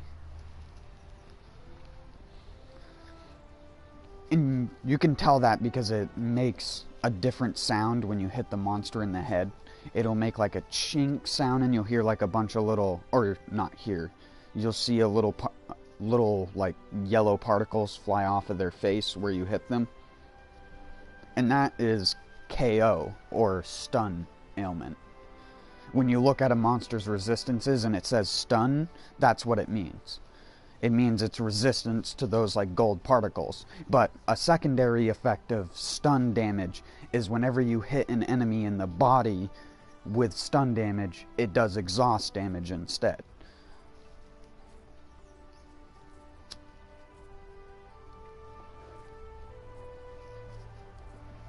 I know that's like a little bit to process at first, but basically, if you're using a blunt weapon, or your weapon has a blunt attack on it, or an attack that does that kind of damage, you can either stun the monster with those attacks, which is like something that builds up like an ailment, sort of like poison. If you do it enough times in the monster's head, the monster will eventually cripple and then fall over onto the ground. And you'll see they'll have the little like Acme cartoon stars floating above their head when it happens.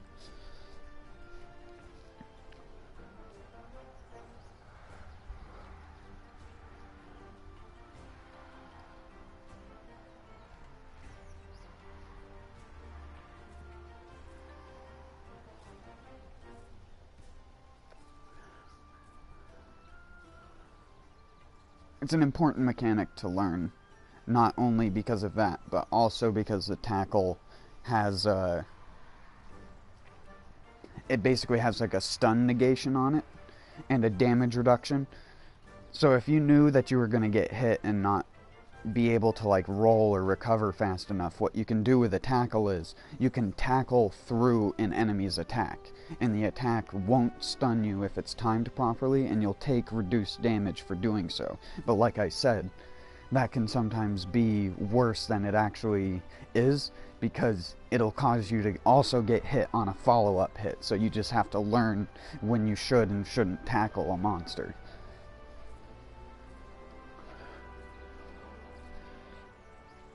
But it has high flinch and stun values associated with it. I've shown before that you can do like the quote-unquote slugger combo to a monster's face and knock them out just as fast, if not faster, than a hammer because of how bloated the stun value is. But that's when you actually like hold triangle and tackle when it's at tier like the charge is maxed, because that also increases the damage of attacks that come after that charge attack. So once you're at like a tier 2 charge attack, or you've rolled into a tackle and then you start doing charge attacks again, any attack that you follow up a charge attack with, you'll see your weapon retain its glow level. That doesn't work if it's just a normal first charge attack though, because you have 3 charge attack states. You have the first one, that's the first triangle press. The second one, that is the second triangle press when you're holding a direction. So if you go forward triangle release, forward triangle release, forward triangle, and then release, you'll do the flip attack. And the true charge slash is what it's actually called, is the highest damaging attack the greatsword has. But all the individual charge attacks have their individual charging tiers themselves. So the first tier has 3 levels of charge, the second tier has its own 3 levels of charge, and so on and so forth.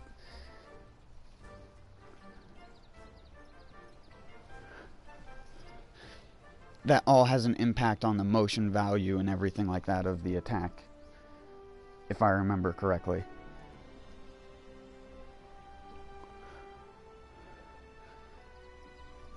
Motion value basically being this hidden thing that determines damage to an extent.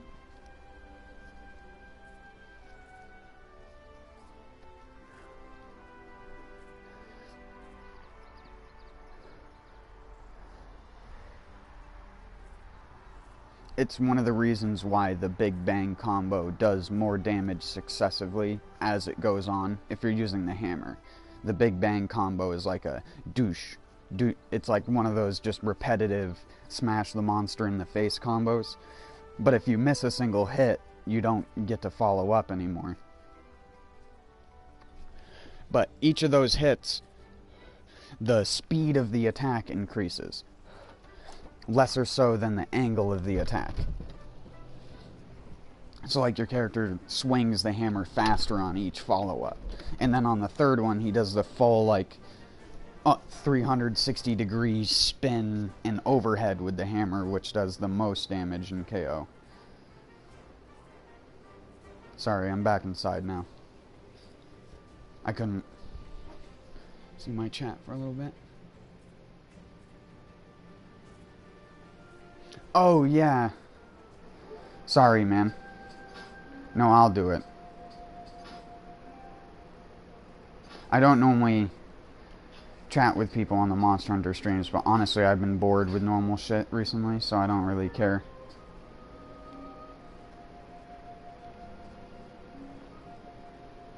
Sorry. I'm adding you to a party now. If it doesn't cause my stream to disconnect, which it sometimes does. If my stream disconnects, then whatever.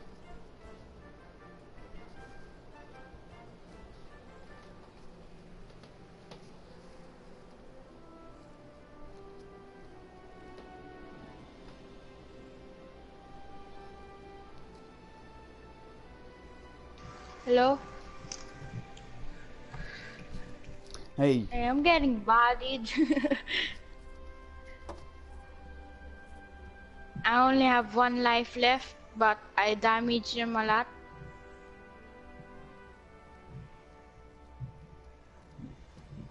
Oh, thanks for the tip. Have you seen max potions before? Or used them at all? Well, if you can, when you get back to... I was trying to find streams of people playing Monster Hunter, and I will comment and if they help me. Because it's hard to find people playing Monster Hunter in communities. They'll just kick me.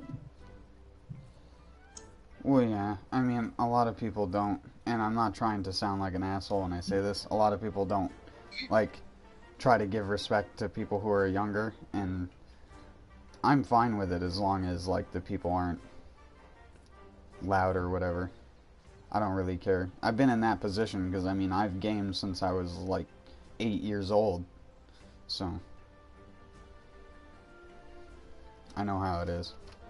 I used to play World of Warcraft when I was, like, fucking 13, and I would always be so fucking shy to go into, like, the Ventrilo servers that my guild would have, because they would always, like, fucking make fun of my voice, which at the time was, like, super light-pitched. And I would always try to tell them that I was older than I was. And that it was just my little shitty stand-up, like, 2000 mic that... I don't know if you've even seen one of those, but there used to be these, like, stand-up microphones that you would get for your computer. Yes, I saw that, Those here things in are the like pieces of junk. in the Philippines, it's still, like, old. Means other cars still use the trolley thing. You mean like a track mouse? Or whatever, the thing that has a ball in it? The cars, you have to spin the thing to open the windshield. Oh, yeah. No, that's still common around here too, but that's because a lot of people just have old cars.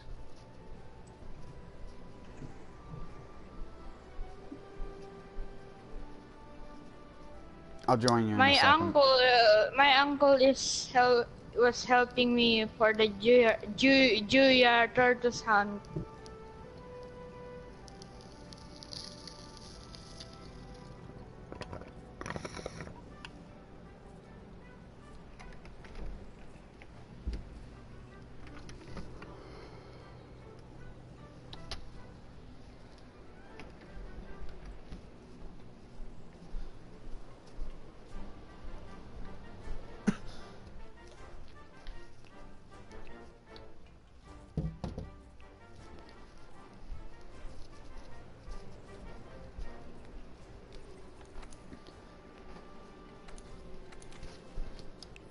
Oh shit, did you fail out of the quest or something?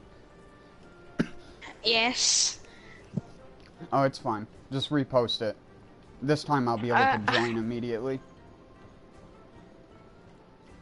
I didn't know how he hit me. The lag. Oh, it's not. In my screen, I was perfectly fine. It's not lag, it's just Monster Hunter. You have to be more careful of hitboxes than you would think. Because monsters can come in different sizes, so they have to, they have this, scaling system. And sometimes it makes their hitboxes really, really wonky. So don't... I saw in your profile that don't invite me to Fortnite. Do you play Fortnite? No. I think that would be obvious with that on my profile.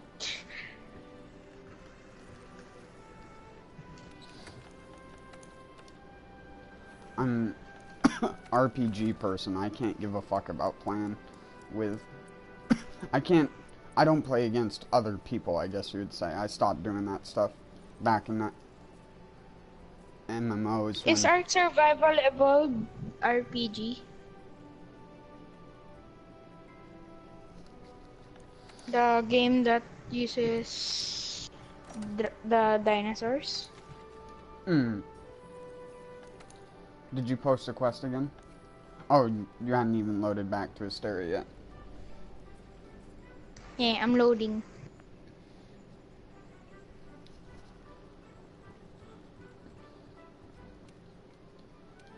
Yeah, it takes forever to load back to Hysteria.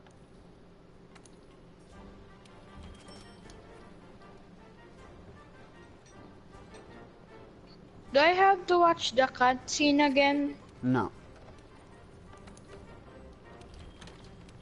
You shouldn't have to anyways.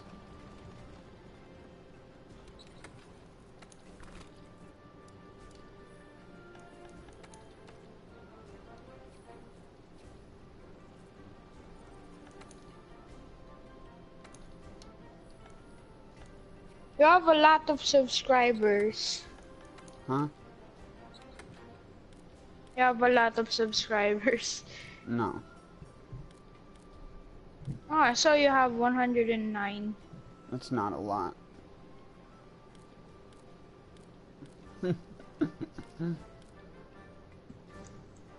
Considering I've been doing this for like 2+ years. Well, actually, just about 2 years now.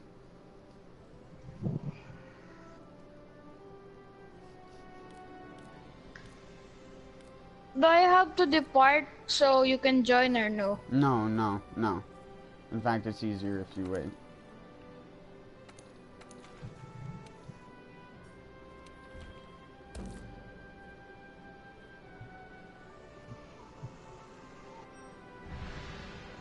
There you go. You just gotta wait for it to load me.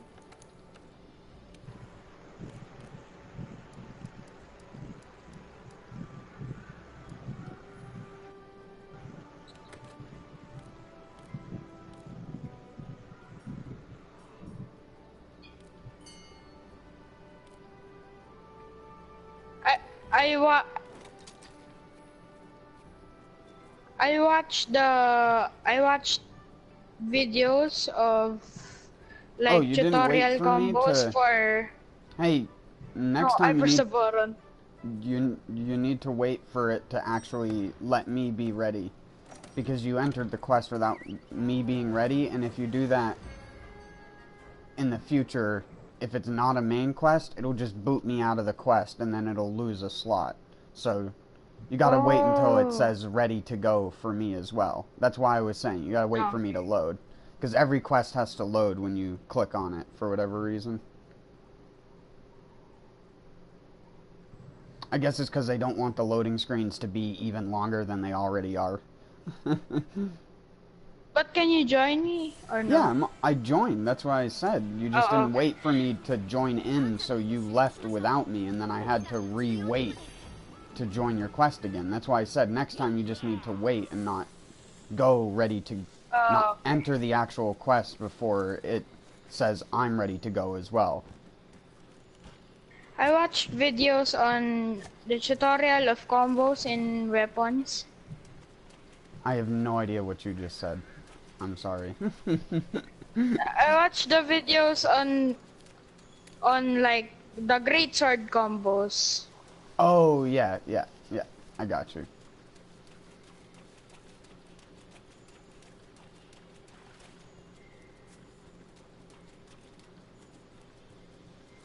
I really wouldn't recommend trying to do combos, though. You need, and this is what I always tell people, like, in sort of the same way that I used to coach people to play Neo. You need more of, like, a dynamic play style. You can't just, like, walk in and expect to do the same thing in combat every single time. You gotta, like, know when you can get what in and when you can't. And I mean, that just comes with experience, but it's also like, that's why I was saying, your best bet is to just come in, drop one swing from neutral, so after you put your weapon away, you just walk up while holding forward and press triangle to just do a basic attack to drop the sword on the ground. And then, if you need to follow up, keep holding forward and press triangle again, and then tackle or something like that.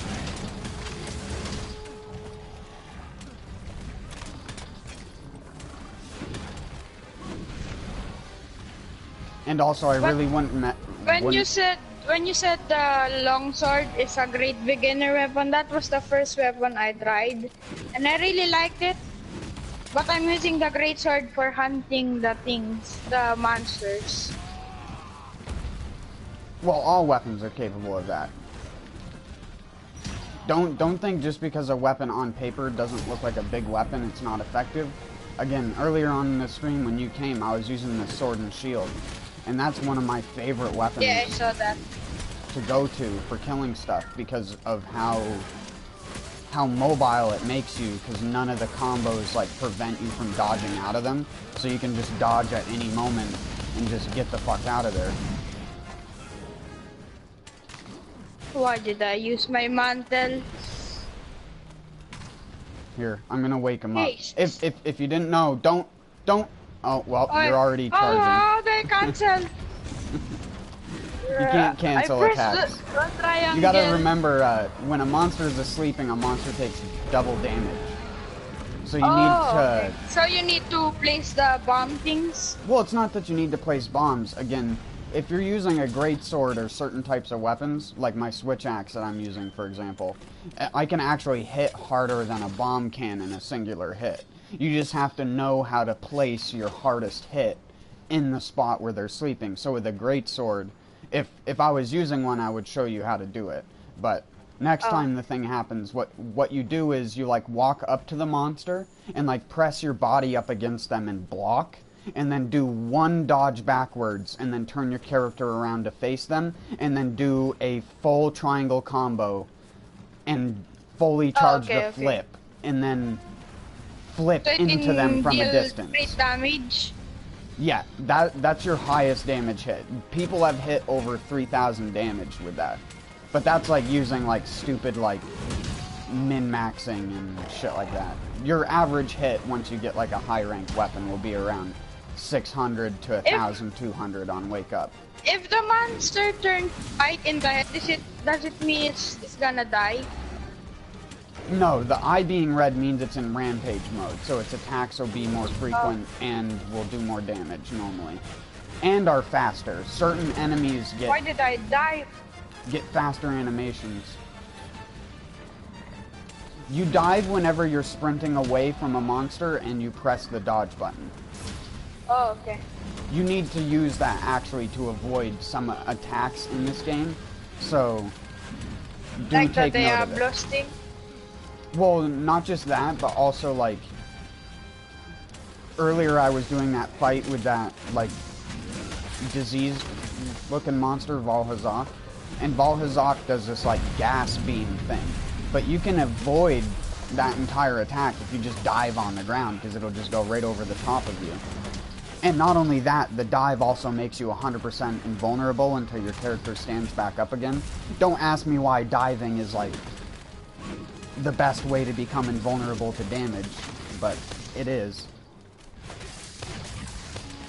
Oh my god, you're dealing so much damage.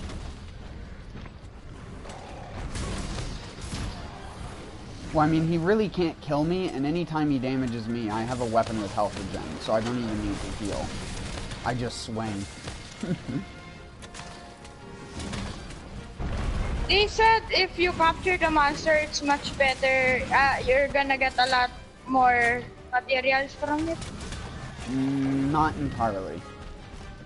You get the same Where's the amount tail? of... I need the tail. Where's the tail? You get the same amount of rewards for carving a monster that you get for capturing. You get 3 if it's a monster of this size. So you get 3 capturing rewards that would say a reward from specifically capturing. And you can also get things that allow you to carve additional times. So either or can actually be just as good. But the reason that you should capture, besides the controversial misinformation people who came over to Destiny 2 and decided that they were going to make Monster Hunter videos, but those, besides all of those shitty YouTubers, the actual information, the chances for getting rare materials is the same regardless of if you carve or capture. That is, unless you are wearing specifically 4 pieces of Kieran armor to get the additional capture rewards, you're not getting any additional benefit.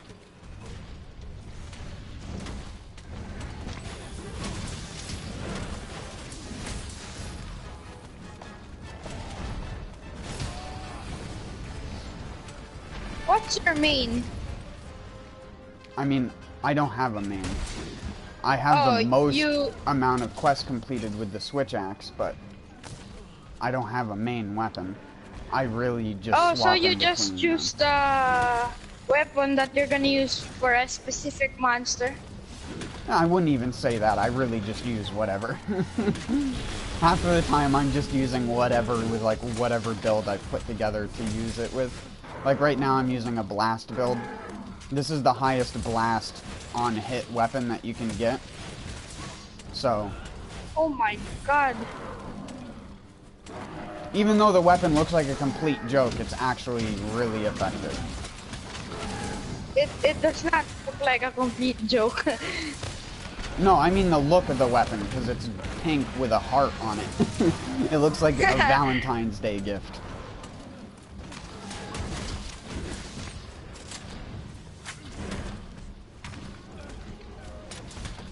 Why did I cancel my...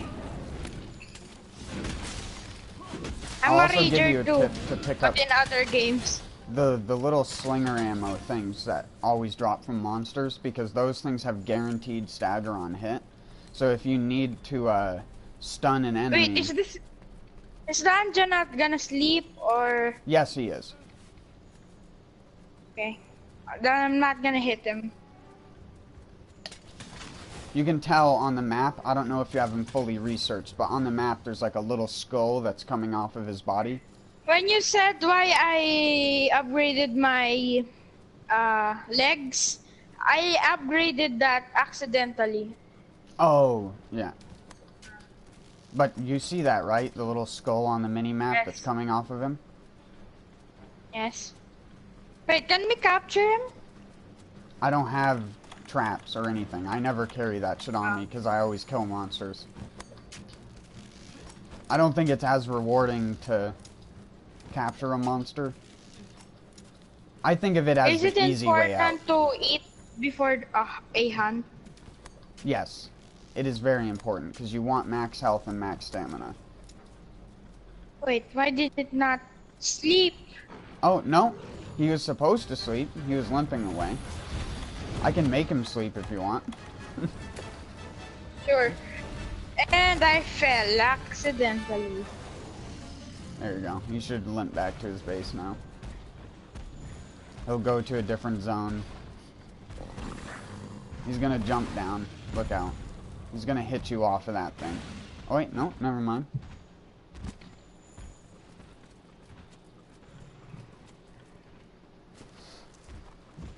What monster is that switch axe build of? Paluma. Where's he going? Wait, what? What did he do? Oh, no, I guess he doesn't want to sleep. It should have made him sleep because it unrampages him if you done caught him. But he just went instantly back into rampage mode, so...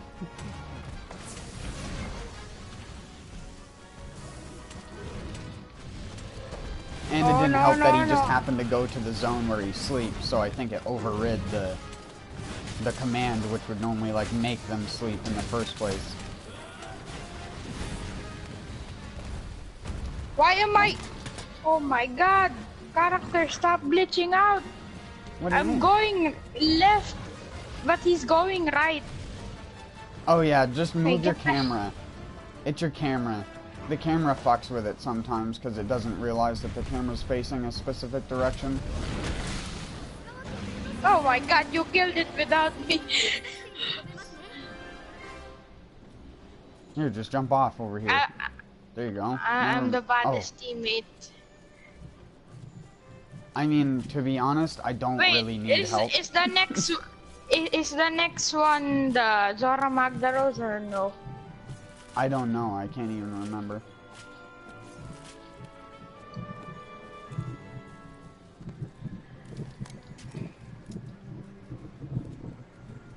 Anjanat material obtained by breaking its head sharp used in many weapons.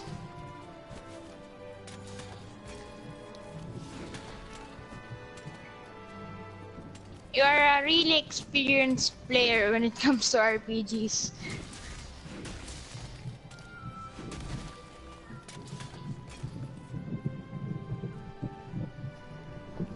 Do you have a fan near your mic or something? No. Is it like storming out where you are? Because I No. can hear something Why? in the background. It sounds like a washing machine or whatever. It's the only way I could describe it. Don't even look at the Hunter highlights. It's not worth your time. Yeah, don't look at that.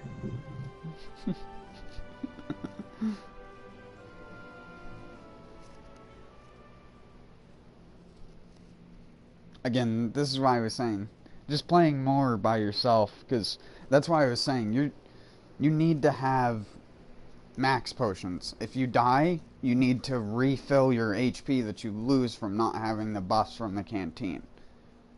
It's very important to have more canteen ingredients so that when you eat, you can get more health from them.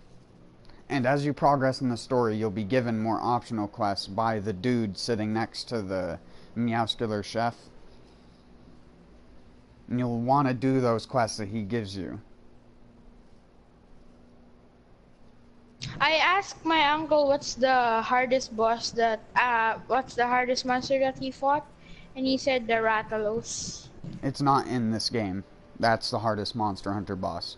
The hardest Monster Hunter boss is not in this game, because none of the bosses in this game are even remotely a fraction as hard as they used to be. And I'm saying that because, again, in this game, single player is easier than multiplayer. Because it makes the monster easier?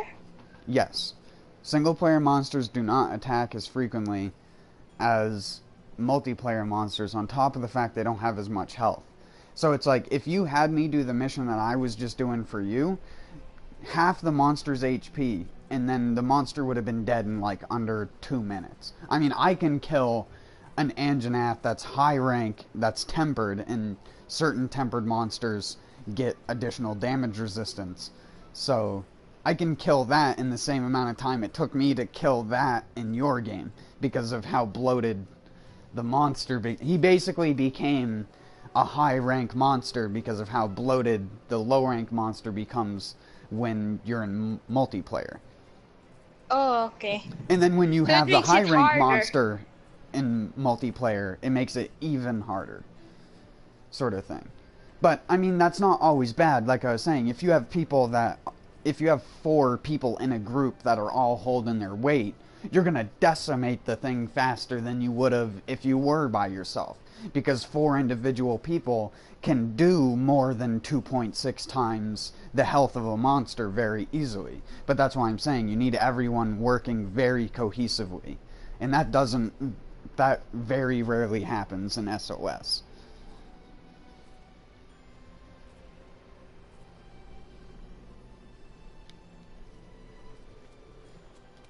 I tried to hunt the Anjanat before I got the mission. And I just got one-shotted. Yeah, that's because your armor isn't upgraded. My armor was bone mail. That's good. Like I showed you, I used the bone mail all the way up until high rank. You just gotta upgrade it, man. Gotta use your armor spheres. There's no point in saving the low rank armor spheres. They are not even remotely close to being usable on high rank stuff. Don't save them in like the false idea that you'll somehow get more value out of them later. You won't. They're made to be used when you get them, sort of thing. Because when you get to high rank, where I am now, you'll get advanced armor spheres and hard armor spheres, which are respectively worth 20 and 80. So they'll give you like, and that is only equivalent to like 1 or 2 level ups for gear at that level. So don't save your shitty armor spheres, just use them. Upgrade the bone mail. If anything, do upgrade that, because it has attack boost. I can't get any Anja thing. You don't want the Anjanath gear, like I just told you on my stream earlier. Upgrade the bone mail. The bone mail has attack boost on it. Attack boost means you deal more damage. That is good. Anja chest piece, not good. It won't help you deal any more damage. It's not going to make you any more resistant to that many things. Because resistances don't matter that much. What matters is your health. This is why I was saying canteen ingredients and using max potions are much more important than those things. If you want another good piece of gear, but you already have a good helmet, is the bone head. Again, when you upgrade gear, it gets defense, and it will become better than that Anja gear. I can show you again in my inventory, because I have an unupgraded piece of low rank Anja armor. Right here. It's level 1 and it only has a defense of 20. But the upgraded Jagras helm has a defense of 38. What's armor spear plus? That's just a better armor sphere. That's what it is. It's just one that's worth more points. That's what I was saying with the advanced armor sphere and the hard armor sphere. Those two are also worth more points as well. More points for upgrading. Because when you upgrade a piece of gear, you want to fill out the points just enough to upgrade it. You don't want to leave excess points, because then you're wasting some of the armor sphere. So that's why they give you ones of different quantities. Like the first ones, the normal armor sphere is only worth 1 point. The armor sphere plus, I believe, is worth 5 points. If you go to the blacksmith, you'll see. I can't, like... Most of my gear is max upgraded. Do I need to upgrade the Jagras helmet or no? Yeah, upgrade everything. You're gonna... Speed eating is useful, man. And again, you're not gonna be... Yeah, the effect on the helmet. That's what matters more than anything else. Have you not been looking at the effect on the helmet? I'm looking at it. But does speed eating speed up your potion drinking? It says eating, but it means literally everything. The way you can check, again, I don't know if you're still watching, but if you hit the touchpad when you're on the Forge screen and you're just looking at items, you can look at what the effect does. The same thing goes if you go to your status screen or your equipment info screen from the pause menu. Okay. So if you open up your pause menu and go to equipment info, you can hit the touchpad and look at what your different effects do on you. Because you'll probably see, like what I was looking at earlier, because I can see what your gear is. What gun did you use when you were beginning?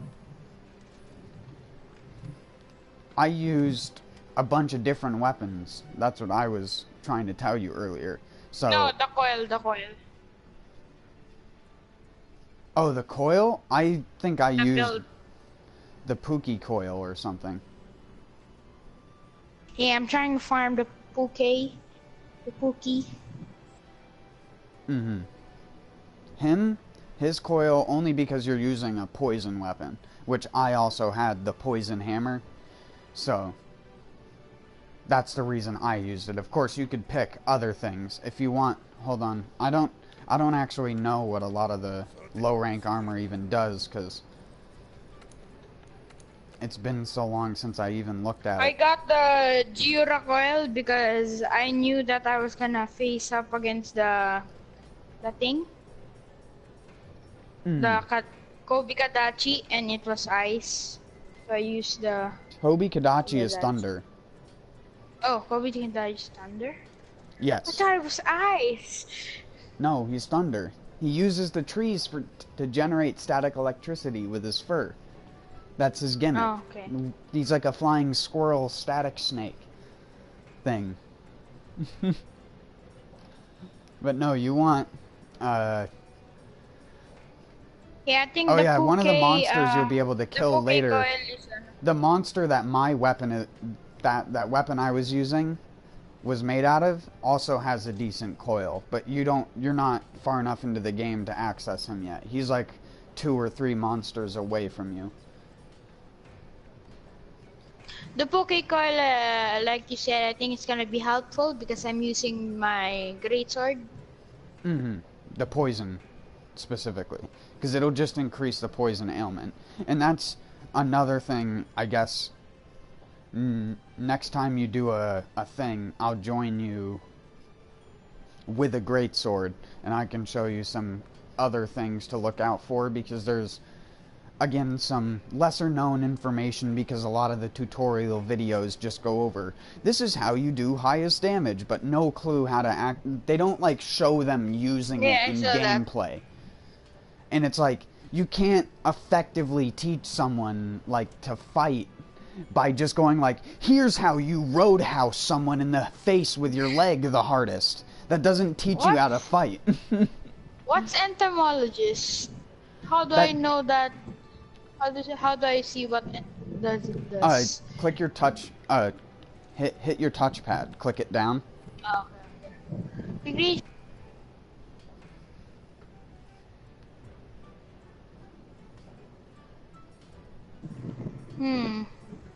You don't need it. It'll just make it so that when you try and kill the little insects, they don't explode from high damage. But you can already do that if you just get Red Pit or one of the low damage slinger ammos and then fire it at them. Speed crawler. I don't think that helps.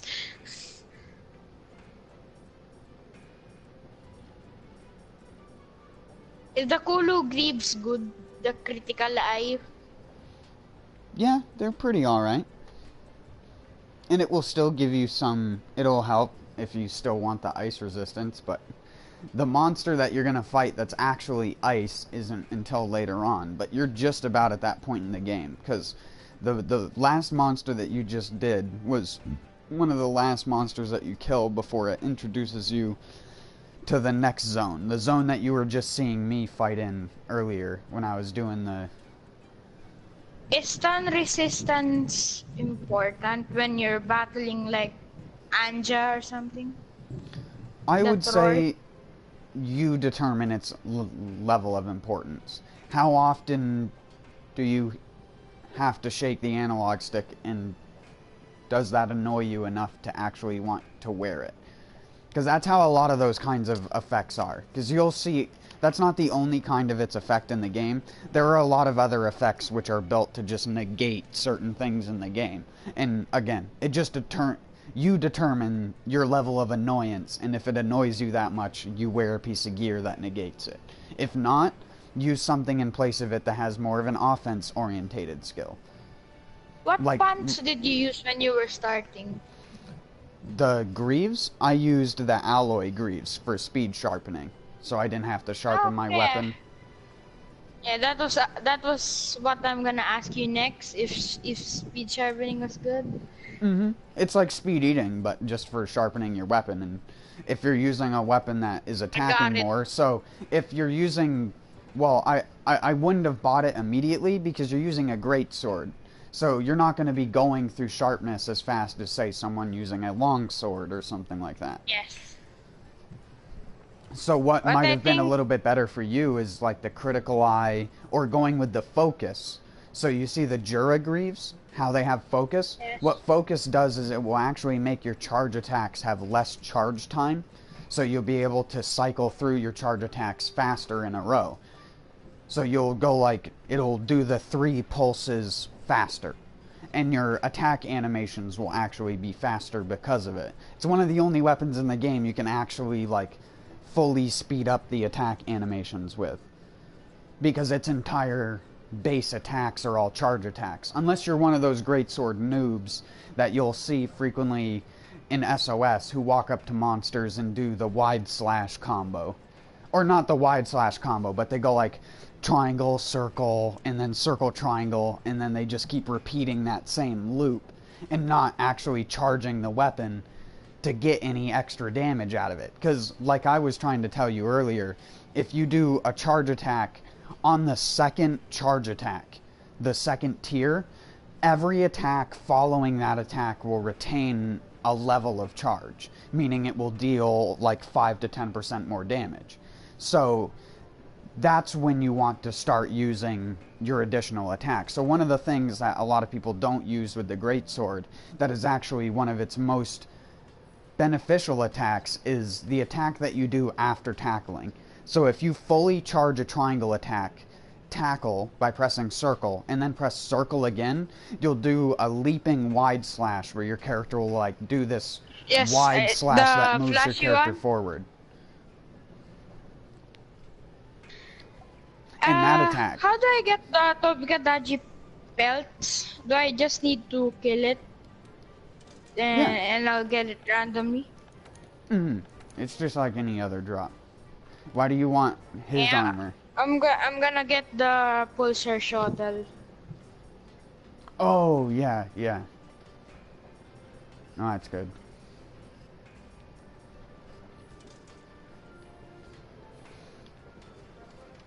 Yeah, just post whatever quest you want. You should go and check. Have you ever done an investigation before or know how to access investigations? Yes, I know how to. Just go to the thing, the guy. Three Stooges. Yes.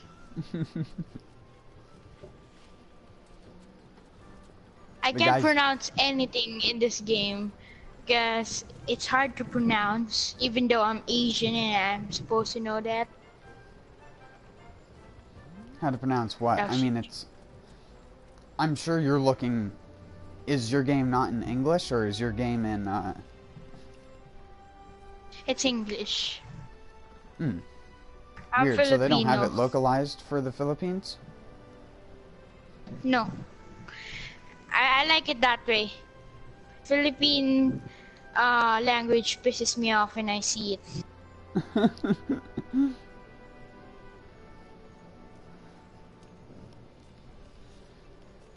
Well, it's good. If you're ever wondering what something means, just ask.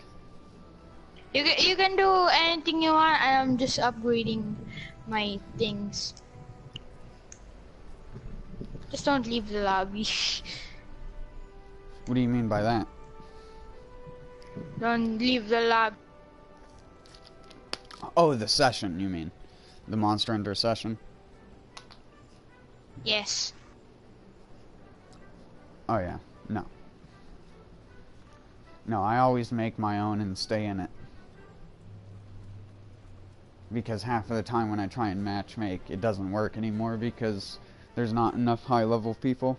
Or not high-level, because again, Hunter rank has no impact on your actual character stats. It's not like a traditional RPG, whereas you, quote-unquote, level up, you get stronger.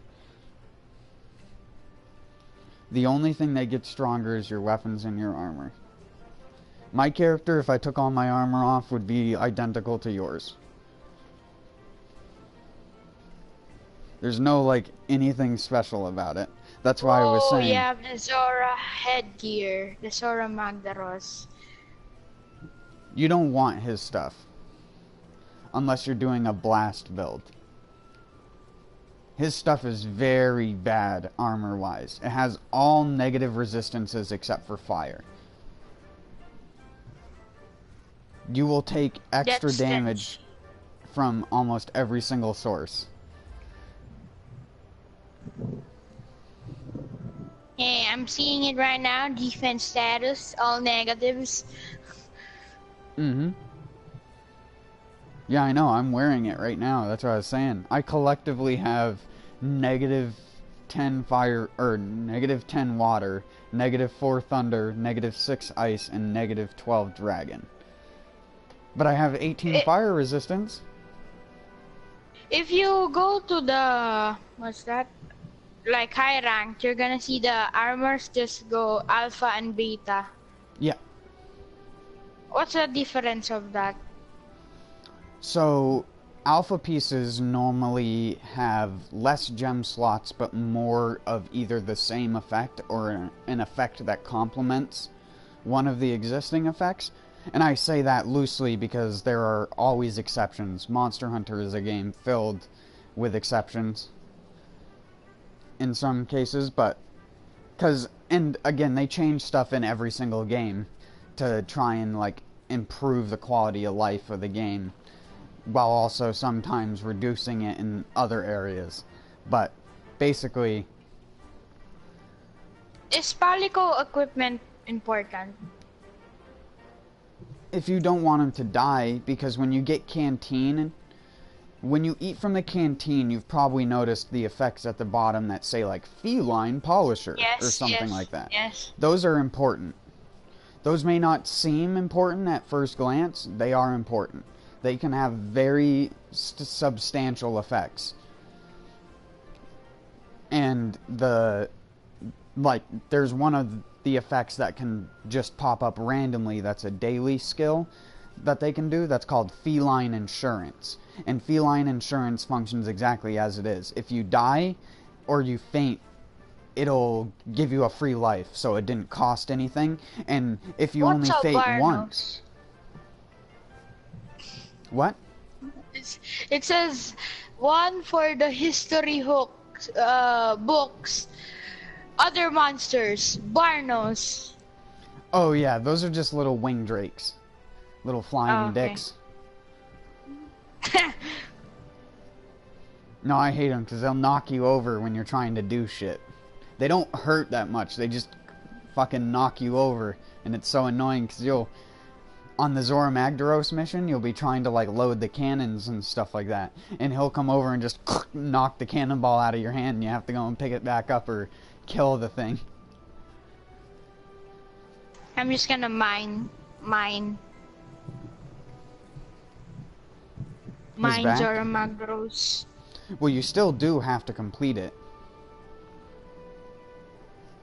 Like, you still do have to weaken him a decent amount, although the quest is very hard to fail. Is this mission are you gonna kill the Zora Magdaros, or it's just a set piece? I mean, it's both. You're not killing it necessarily in the first, because you fight him twice in the story. You fight him the first time where you guys are like, yeah, we're gonna try and capture him in the ravine and stuff like that. And then later on, I mean, not to spoil it, as you probably already guessed, though, it was a very futile effort because he's a fucking giant molten rock. So, you're basically just trying to weaken him to what the game considers weakened. He's not actually weakened, it's just, that's what the quest is. So, you just have to do basically enough shooting of the cannons and ballista for the game to go like, you did it! Great job! And is the Zora Magdaros an elder dragon? Yes. He's one of the largest elder dragons.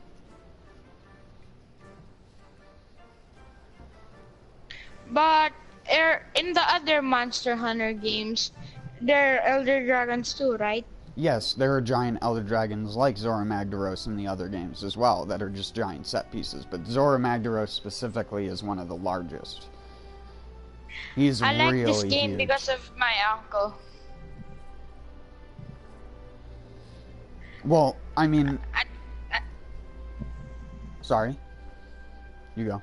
I thought this game was like, oh, it's like every RPG where you have to grind.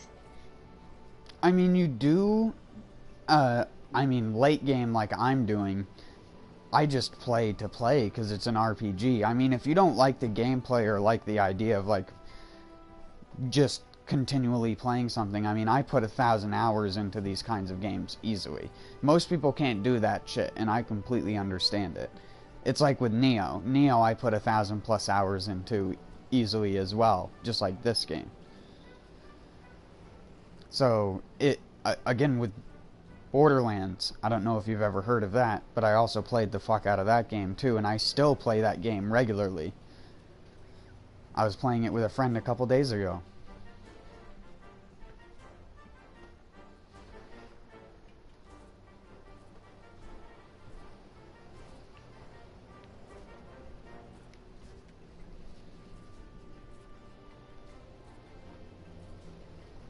This is the most boring mission ever. Just putting cannonballs. Mm-hmm.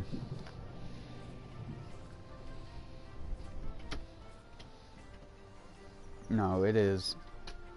I don't think there's a single way they could make one of those missions entertaining.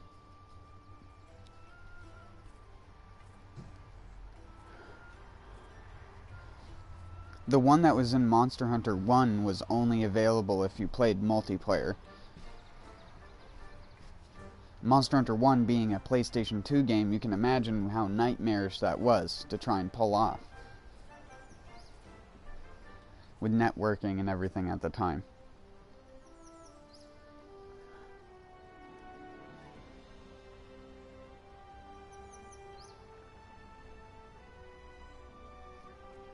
I just killed a Barnos because it was trying to drop my cannonballs. That's what I was saying, they're little fuckers. What happens if you run out of cannonballs in the thing? It'll just, all of a sudden the entire pile will just randomly disappear out of existence. And then you'll just have to go and to another cannon that still has a pile. Even though the AI can still take cannonballs from an empty cannonball thing. You can't though, the AI can. This game is broken. Well, it's because it doesn't actually take that much to kill them. Really, you should only need to do like 2 or 3 of those cannons fully before it, like, progresses the quest. I'm getting 5 cannons. Fire!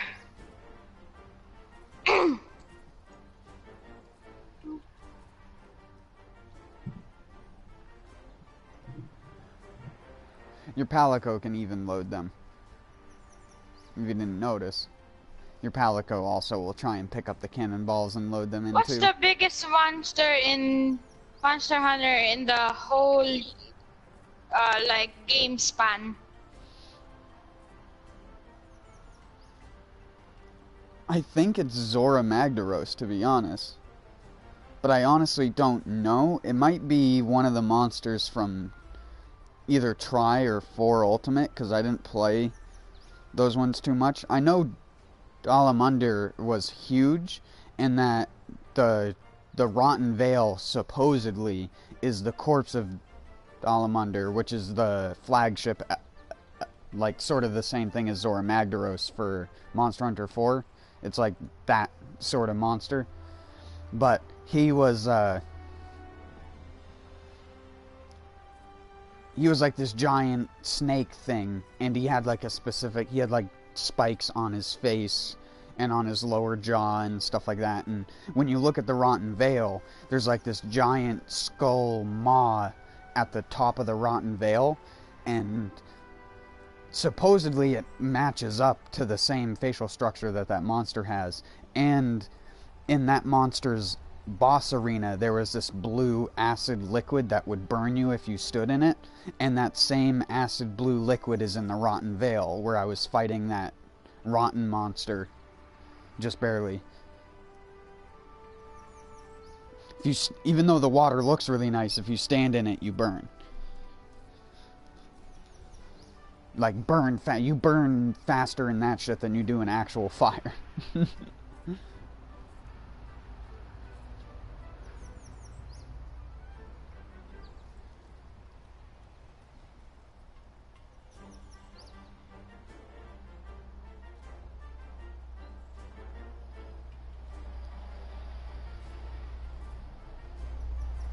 The AI is helping me load the.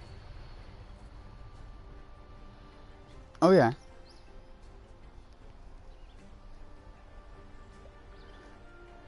I was gonna join you, but I wanted to go out for a smoke. It's okay.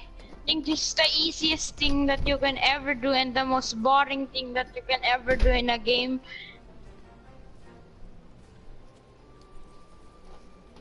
Yeah, I'm being really boring with my stream right now, I guess you'd say. It started only 5 minutes ago?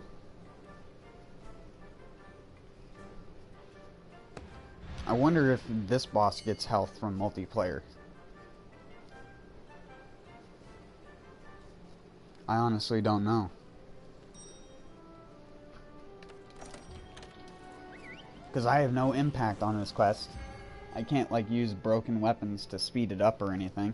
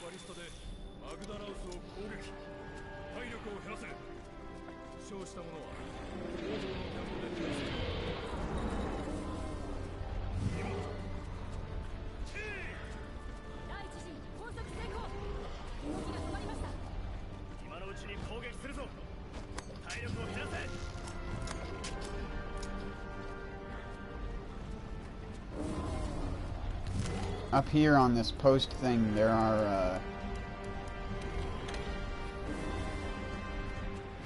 one-shot binders that you can use to help restrain him once he gets unrestrained.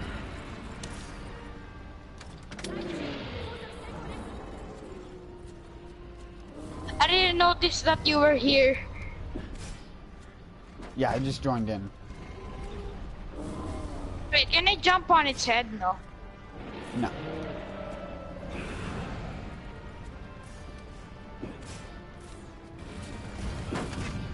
Wait, in Lorang, can you get the Zora Magdaros armor? No. I don't think so.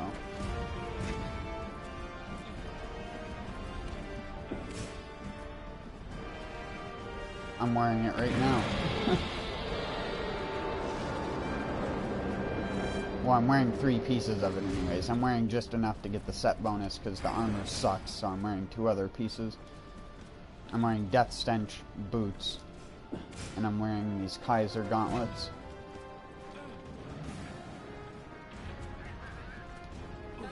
What's Death Stench? It's a set you can get later on in the game. Sort of like what monster does it? It's not a monster themed one, it's just like bone parts and I think it's called Sinister Cloth or whatever. You get it from the Tail Raiders that you'll unlock later in the game. Okay. It's like a group of cats that you send out. I've never heard this quest in Japanese. That's half of the reason why I did it. Because I have my text in English, but I have my voices in Japanese because I can't stand the English voices.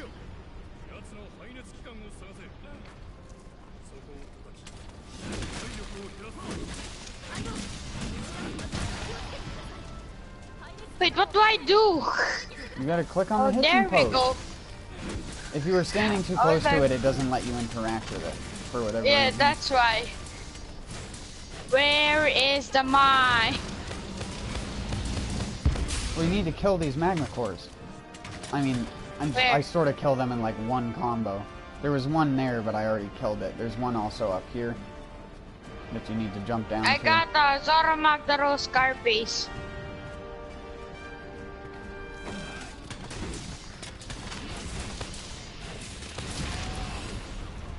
Okay, I just took a lot of damage from that. It'll also slowly deplete your health if you stand next to it. My affinity sliding is on.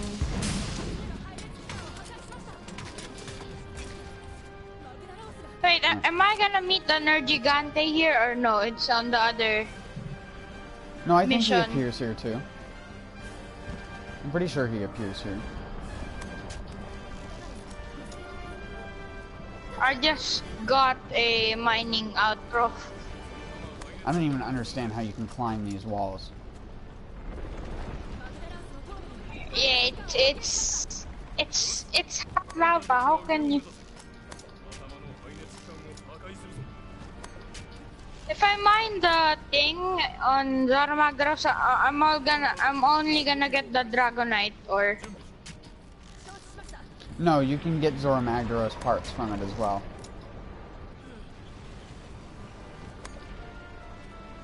What's Dragonite or? Or for high rank stuff. It's basically this monster lets so you get early high rank shit. So I need to save it. I wouldn't say you need to save it. You're gonna get a fuckload of it once you get to high rank, but until you get to high rank, it's the only source of Dragonite ore that you can get. Because it only appears from red mining veins, and red mining veins When only show up in high rank. But when am I gonna go to the next thing? The next island or something? No, there is no next Is island. that what you call it? You mean the next zone. Because Yes. the new world is just a giant island. But Yes, the next zone. I'm bad at English. it'll be after this one. There we go. I finally got in here, or on top of here.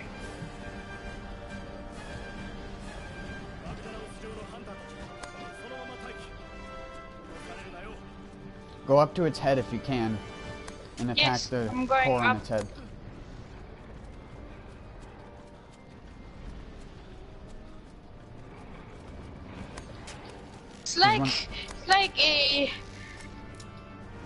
It's not even like a boss fight. It's like a thing.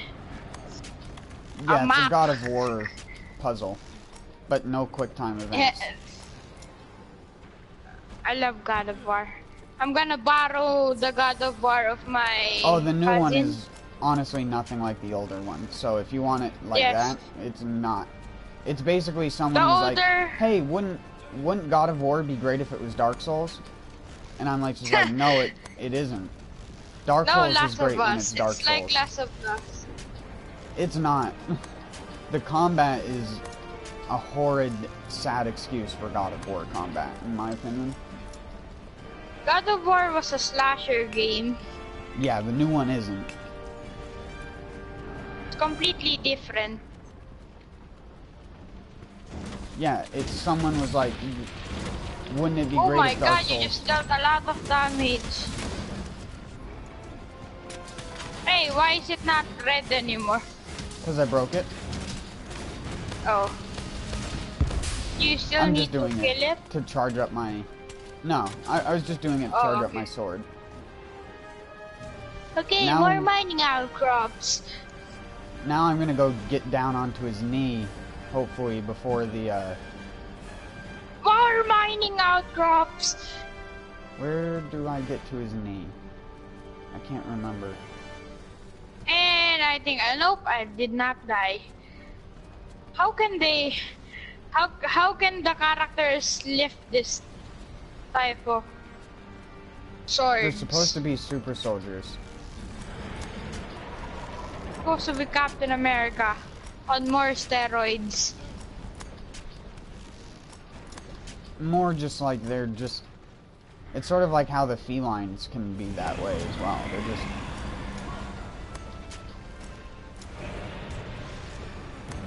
genetically crazy. I was going to his knee. Oh fuck, I went through his knee. Oh, never mind. He's sitting down. You can attack his belly if you're on his knee. But you can't get there. Why am I losing health? Okay, I need a bigger swap delivery. Okay. I can't get a bigger swap delivery because there's no cat here. My Palco died. What? You don't have potions? You don't have any potions? I ran out. Okay, what do I do here? Well, you get over here and take these potions from me. Wait. Need to mine. Get over here. You don't need to mine, you need fucking potions. Oh. Hey look, you have Zora Magdaros armor. That's what I just said earlier. I just forgot. Wait, how are you mining that? Because it's not shared. You mined in my screen. Oh, it's not shared. I didn't know that. They do it so people can't grief. That's a really good idea for all game developers. Yeah, except for I can also do this to you. Oh gosh. You can also do that to me too, except yours is way slower and I can dodge it. This one's animation is a little bit faster for the scoop. If you're knocked out, you can hit your teammates, right? Mm-hmm. But if they have flinch free on their armor, then you can't. Or you can't with a normal attack, but you can always scoop someone with a scooping attack. If it's an attack that scoops someone in the air, like I just did to you, then it will always scoop them in the air, because that's just what the attacks do.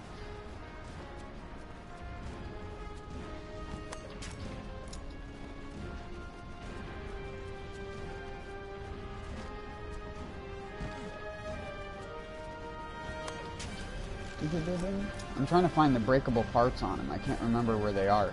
There are these parts that you can attack with your melee weapon that are like soft, and you can do damage to them that way. Oh, there's one over here. Here, I'll show you, just so you can know. I think they show on the map. No, they don't. Those are the molten cores, or the magma cores. This is the thing that I'm talking about. This little like odd colored stone right here. You can hit it and deal damage to it, and it breaks. It looks like Optimus Prime. Mm-hmm. There's another one that's up on the ridge somewhere.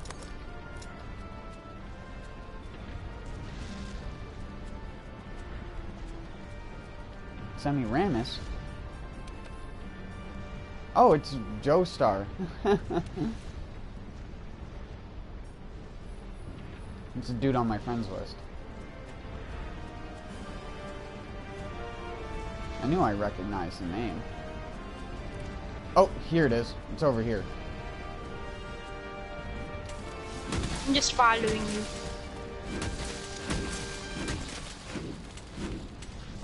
This one you already broke it. This one has a mining outcrop under it. Oh! Hey, I just... Roll! Oh, here. There you go. Oh, and here, take this, since I have about 100,000 of them.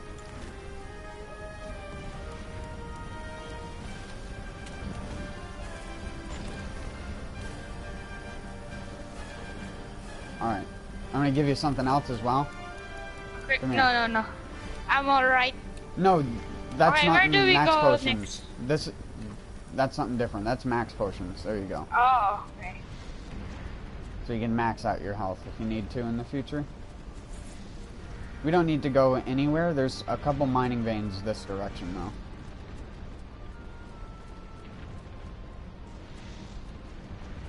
Need to get to the climbable part. I'm guessing you played the God of War series. I played the original series. I haven't played the new one because I saw my friend playing it, and I was like, that looks disgusting. That doesn't even look like the normal slasher type of game that God of War was. My cousin has the God of War game, the original series, in his PSP. Yeah, you can also get the remastered trilogy for PS4, if I remember correctly.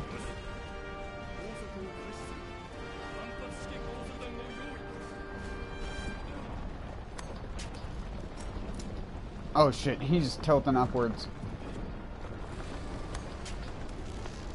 I fell.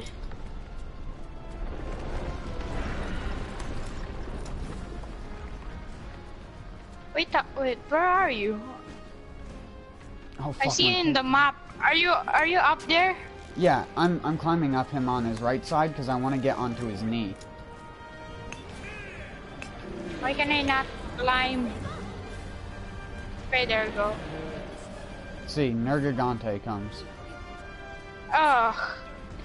Wait, are you gonna kill the Nergigante or no? I can't kill it that fast. Well, in this mission, can you kill it? I don't know, I haven't ever been able to. I can try though. Hey look, it's a Nergigante, everybody! Oh god, this is the first time I saw one.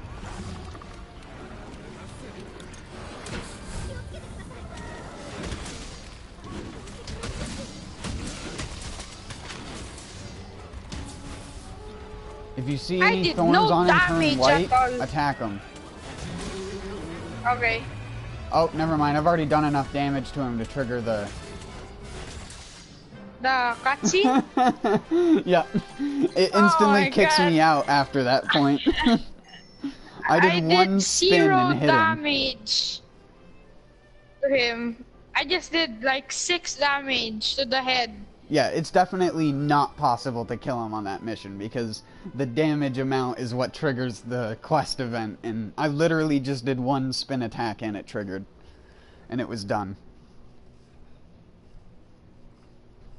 How do they not know that it's an Nergigante?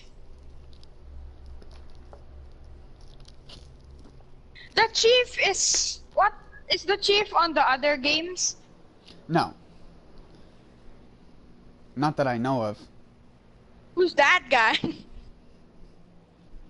Most of these characters are just like new characters for this franchise. Who's not new? The Huntsman? At least he's referential as to not being new. I don't know if he's actually himself in the other games, but he's supposed to be like, I'm from the first, like, he's from the first fleet of people that were ever here. And that's why he's like old and he uses a really, really shitty weapon, to be honest. He uses the Rathian longsword. He has a longsword. Mm-hmm. Specifically the Rathian longsword, though. What is it called? The Wyvern Blade Holly. Is the Rathian easy to kill? Does it fly when you damaged it enough? I mean, it flies from zone to zone, but Wrath species, or Rathians in this game, Rathalos are flying attackers. So Rathalos prioritize attacking while in the air. Rathians attack on the ground primarily, but they do have aerial attacks that they can do. So Rathians do this like flip attack type thing, where they like flip and hit with their tails, and that's normally what gets most people to faint. What's the hardest monster you've killed in this game? I mean, there aren't like that many monsters in this game. That's what I was trying to say earlier, comparative to even other Monster Hunter games, this game has one of the lowest monster counts since the original Monster Hunter, and that's because they spent way more time developing things that weren't necessarily worth their time developing, but I've already complained about Capcom so much that I'm not going to do it anymore. But, well, I mean, I'll do it, I'm just not going to do it right now.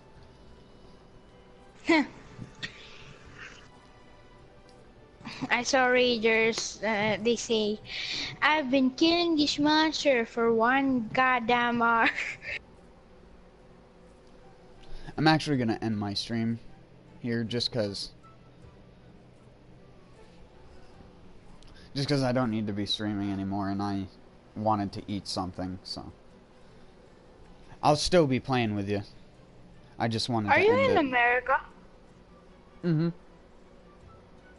But, peace out. What time is it there?